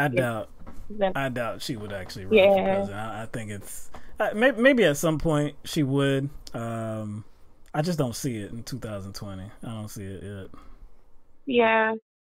Yeah, and with the whole, I forgot the lady's name, the feminist. Germaine Greer. I really think I really think she, like, people don't really associate mental health with in physical, like they don't see it. You can't really see mental health, so they don't really think it really affects you like physically, but it really does, and something like that really. They don't. I think that's the real issue with her problem, with her, what she was trying to say, like. It really, like, mental health and like tragedies like that, it stresses you out and you physically feel it. So that is like a form of abuse, Yeah, I don't. There's something going on with her, and I mean, there's no other explanation. She obviously needs some kind of help, and it has to do with what happened to her when she was a young woman. It has to. Yeah, definitely. The nonsense that she was spitting out, it just doesn't make sense. There's no way you can trivialize rape, and especially you coming from a background that was instrumental in the feminist movement. it just one doesn't go with the other. There's something more to that story, and I hope she does find the help that she needs, man. Because again, the stuff that she's saying just doesn't make any good sense. Yeah, definitely. Well, thank you for I know you guys are running out of time, but thank you for taking my call, and hopefully I can call back some other time. We hope that you do. Oh, and I love you, and I love that spray laugh you guys make. That Windex spray laugh. The what? The what? The Oh, yo, you know what's so funny? It's so funny that you say that because the women in our lives hate that. Like, oh, I love it. It's hilarious. It's so funny. Like, I'm telling you, every girlfriend I had, like, we used to just like exaggerate it just to get them mad. They all hate it. Why y'all laugh like that? It's like this. It's a dude thing. I don't know. It's like all of our friends do the same thing. Yeah, I know that is kind of funny, man. The key. That's funny that you brought that up. But yeah, but you guys have a good night. Thank you. All right, you too. Thank you. Good night. All right. Finally calling. All right, so we got another caller, 360 area code. Caller, you're on the air live with LTMB. What's your name? Hello? 360 area code? Oh, is this thing on? Sorry, love. I've always got it muted. You live, man. You live. How you doing? Uh-oh, I'm live. I hell alive. It's real good to hear you guys again and to be up in Washington State by Seattle. Of course. What's going on, V? You know. Oh, man, I have just been so physically strained, but that's my condition. And I just had the best bring up listening to that young lady who just called. That was just wonderful. That's what you inspire. And I just want you guys to know you inspire a lot of people that just didn't think about things, or they thought about it, but they thought they were all by themselves, Mm-hmm. And I just want to say to folks, because for me physically, it's so hard to be out there the way I used to be out there, and I used to be out there, dog. Everything from protesting to campaigning for people and registering voters and, getting petitions signed and all that stuff. And physically, I just can't do it anymore. It's, and it's painful to admit it, but, I'm getting older, child. That's just the reality. And a new home and having to take care of that and going, holy cow, at my age, you do not want to be doing yard work. But anyway, just so that folks know, everybody has something to contribute, even if they don't want to be in this mess 24/7. Like she said, for Nina, she would drop everything, and I know that feeling. I did that for Obama. Like I said, I traveled to Texas and Nevada and shit for him, and we don't have to go all out if you don't have a means to go all out. Do the little things. One of the things I'm really digging is Brother Man, oh gosh, they keep giving him such a bad time all the time. Brother Man in New York who's working with the Daily News now, Sean. Oh, Sean King. See, and I'm really grateful that he's tackling the Attorney General thing, the District Attorney thing. Right, because, there's a real serious issue that, you can pick that one and find now someone you would really like to be Attorney General, like that white dude in Philly, Krasner, who is so, well, they call it radical, but he's just so genuine. He's not radical. He's just, ending the bail nonsense and, Well, it's radical to, I guess, typical establishment practices. Right. Yeah, it's radical in how it is today. But, finding someone like him in every county, in every district that we can is a real noble cause. And so we don't have to wait for these. It's like you're saying that we have to be more cooperative and stop looking for a leader to do things or tell us what to do. We don't, it is about just look around you and what's the issue. And if cops aren't being prosecuted for the most blatant, obscene assaults and killings, then you need a new prosecutor. And if your prosecutor is appointed, then you need a new mayor. And, you got to go that way. You can't just look at these national issues and ignore what's happening where you live. Because the people that you need in those national places need to be the best from where you live, not just whoever the party decided is going to be the one. And, that's just the thing that a lot of folks still with this real tunnel vision, because the media, they direct all our attention to Trump and, 5 or 6 different people. And then I've seen it all over on the Twitter today. I don't have a clue who to vote for. Anybody got a cheat sheet? And it's like, all right, people, this is a problem. You know who maybe for governor, maybe for senator. But when it goes on down the list, you have no clue who these people are. And you gotta do this research. The minute your ballot hits your mailbox, you start looking and digging and find who it is. If you can get involved before that, that's awesome. But since most of these Democratic Party organizations are so jive, you can't, nobody wants to go to these dang meetings and be just shut down all the time.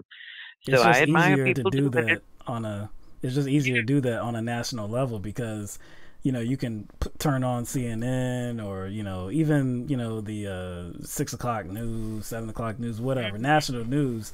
It's so much easier to access that information and see who's running for a Senate office or U.S. Congress. But when you're talking about mayor, when you're talking about state senate, state house, you have to read the actual newspaper or go to the websites physically to do that. There's hard, the local news is not doing a lot. You got to put in some work. It ain't doing nothing. It ain't doing nothing because it's owned by the same old people. We ain't got local news really to speak of, and so that's why I'm saying, folks, just get the study groups together. One thing I see the Democratic Socialists doing around where I live, which is just useless. I'm going to have to join them and get them in the right direction.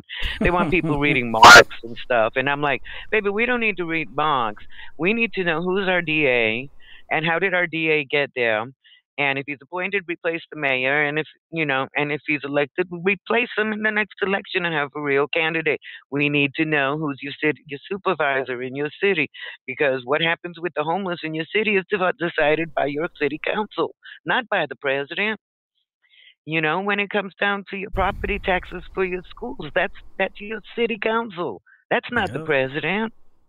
And we have to do that because, and it's hard getting people involved in national issues unless it's a presidential election year, because we're the junkies.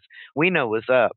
But you know what the turnout's going to be, right? It barely hit 30%. Of course. People aren't engaged, even in the national. Most people can't name, but you start talking to your neighbor and say, did you know who your representative is and that they voted for this and that? Do you like that? And that's it. Don't do it with the party if you don't want to do it with the party. Hook up with 2 or 3 friends in your hood and say, okay, what's the most important thing? The DA? The DA is not prosecuting these cops. Let's see who we can get in for DA. Let's look around at all these organizations that are righteous people that advocate for us and say, who would you like to see be a DA? Y'all are the experts. Who knows who is not just a personality, but someone who can handle the job. You know what I'm saying? Because we also do that personality thing. So, that's the way. And in your city council and your schools are messed up and segregated as all get out. Which, oh my God, you saw Cynthia Nixon call out New York City public schools as the most segregated in the country. Thank you, Jesus. Yeah, good Lord, have her on how long have I waited to hear that? I think Trevor Noah interviewed her. I like the interview. I just don't like the fact that Trevor Noah did bring up the fact that Cynthia Nixon supported Hillary Clinton, and Clinton did not return the favor. Like I said, I like the interview overall. That's a reflection on Clinton, not on Cynthia. In mentioning that, Trevor Noah said, "How do you feel about that? Seeing as both of you are progressive." I said, I said, what? Trevor is lost. So, Yeah. when he came out with that stuff of, "Oh, Trump is an African president," I said, "Oh, honey, you did not need to go there. Okay, you could have called out you could have called out a whole lot of You didn't have to compare him to Africans. You could have compared him to a whole lot of Europeans." And he's just tired. He's lost. So that's why I tell people here on that immigration issue, I tell Republicans all the time, y'all are so silly. There is nobody more conservative than the first generation that hits the U.S. because they're listening to all the anti-communist propaganda. They believe it's going to be a land of opportunity and that they're going to get treated fair. And by the third generation of immigrants, those are the most radical people who sit there and go, "I just saw 2 generations of my people work their butts off and get nowhere." So yo, that's real right and there. That's real and stuff. And when and just because the media is only paying attention to Latino immigrants, brown immigrants with straight hair, please stop thinking that there ain't black immigrants out there catching it even worse, because they are. And that's real. And I am sick or tired. You got the Haitians, you got people from all over. Oh, but Obama opened up Africa to AFRICOM. They were trying, the white presidents were trying to get, like you got a Eurocom and you got all these places you put your bases. They have drone bases in 2 different countries in Africa now, thanks to Obama and stuff. And now those people are obviously going to start running away and getting the hell up out of that mess. So we're going to have a whole lot more African immigrants. Hold up, V. I don't want to. Well, I gotta cut you off because I know we about to lose you in about 15 seconds. All right, love. You all keep doing the great work, baby. Thank you. Have a great one. Bye bye. Thank you for calling in. Yeah, much love, guys. Take care. All right, you too. All right, see, just like we that. just our session ended, so we didn't want the software to cut her off. So yeah, but man, whenever she calls, man, I like when V calls, man. I like when all y'all call, man. V shares some truth, man. That's a I hadn't really hadn't really heard that perspective before about immigrants, man. About like when they come. They're conservative, and they have all these down the line, generation after generation, these hopes and dreams, right? That's a very interesting take on it, and I mean, there's a lot of truth in that. Yeah, man. So we got a call from V from Washington. We took a call from Brooklyn, Florida, and first time calling in. Rep. I know, right? Got that courage up to call in. Appreciate that. And of course, Will called in. That was the first caller, I think. Was he from North Carolina? I think Will's from North Carolina. Okay. Yeah. I don't know where Miss Tree from. Yeah. Is it up? I think she's Washington. Up north. No, Miss Tree. No, yeah, Miss Tree was from. Dang, I can't remember. But I want to give a shout out to Claire Hodge.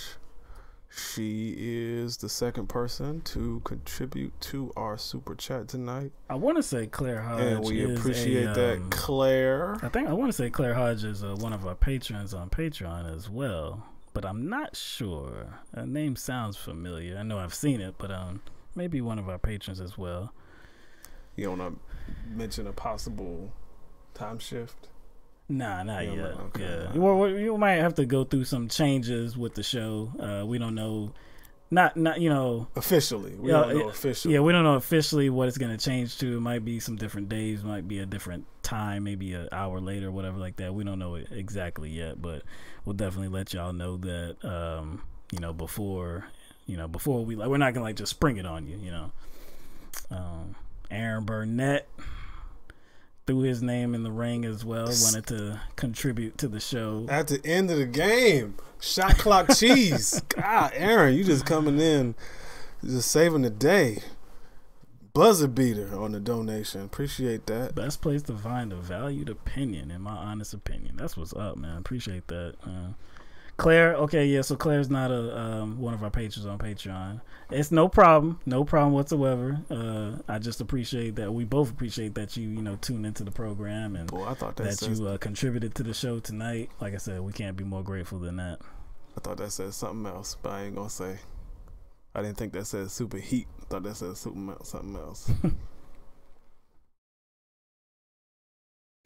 But yeah, man, it's like there was a lot of thought-provoking calls tonight, man, and a lot of love for LTMB tonight, man. I mean, we always get some love, man. But I think I feel spoiled. You know? Tonight was like more humbling than usual. I think, man.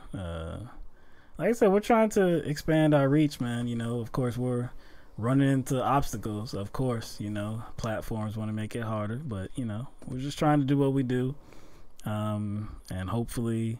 As it did in 2016, of course, we had a limited reach in 2016 and finally kind of burst through those challenges and we're able to command a much larger audience. And we're trying to do the same thing 2018. So, late 2017 and now 2018. But, What's up, Tay Ray? Replace MSM with LTMB. Ghostface Troll Killer. I like that name. I know, right? God dog. Wu-Tang. Wu-Tang. That's a mouthful right there. But yeah, man. I think we had a good show. We have 4 callers tonight, and that's always going to make a good show. I love when we have multiple callers, not just one, not just 2. Yeah, man, I appreciate all that. I appreciate you adding to the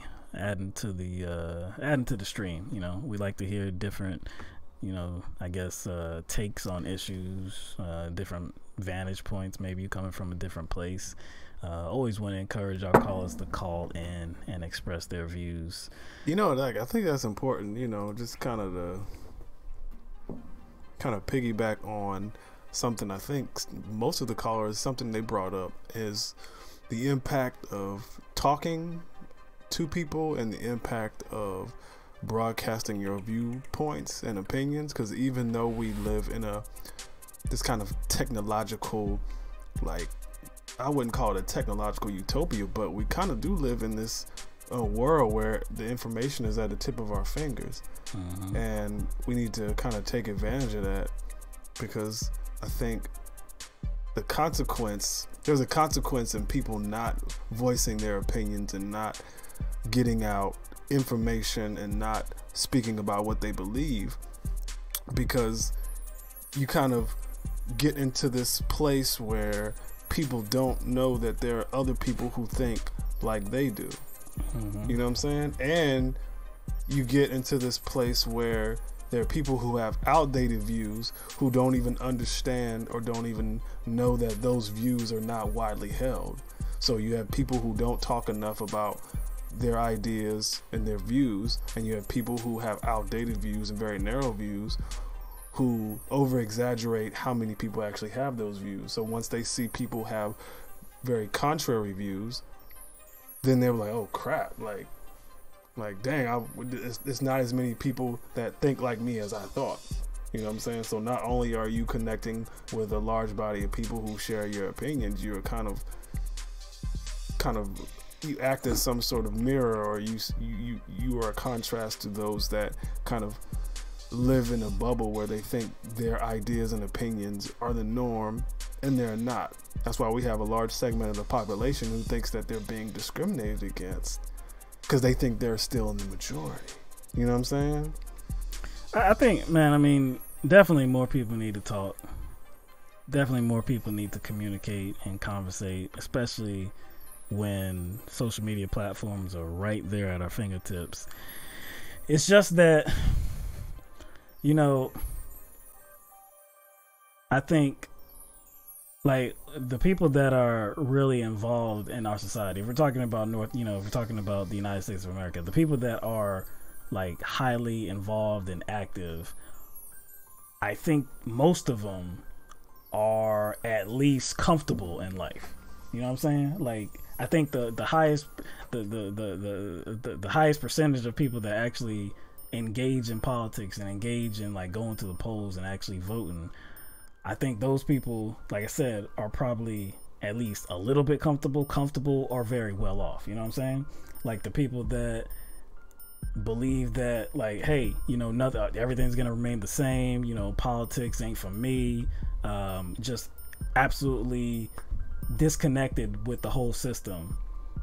Like, to get them, it is gonna take communication, but it's going to take a better economy for them as well. You know, it's going to take them actually seeing like they like that they actually have a chance in this world, or in this country at least, you know. And that's just going to take a lot of work. We got to, I mean, there's like multiple fights we got to, you know, wage war on, you know. It's a battle, man. No, I feel you, man. But anyway, we're going to get out of here. Big up to the Golden State Warriors.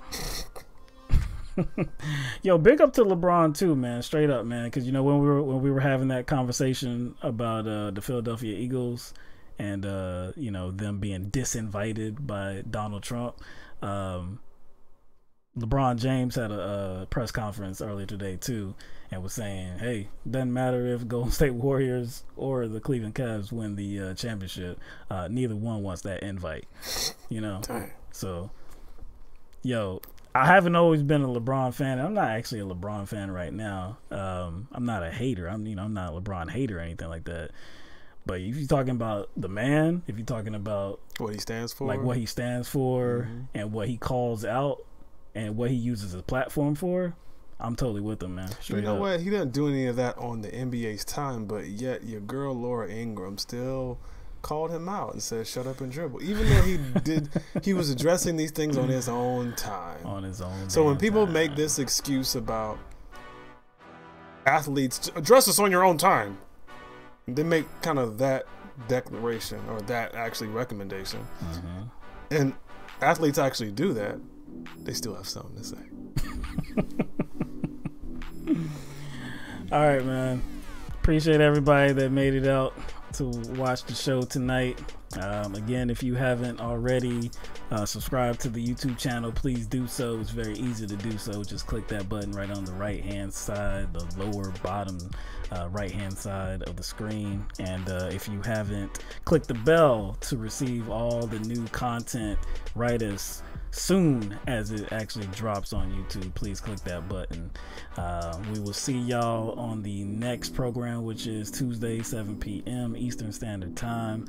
Until then, you know, y'all take it easy out there, man. Let the madness begin, all right?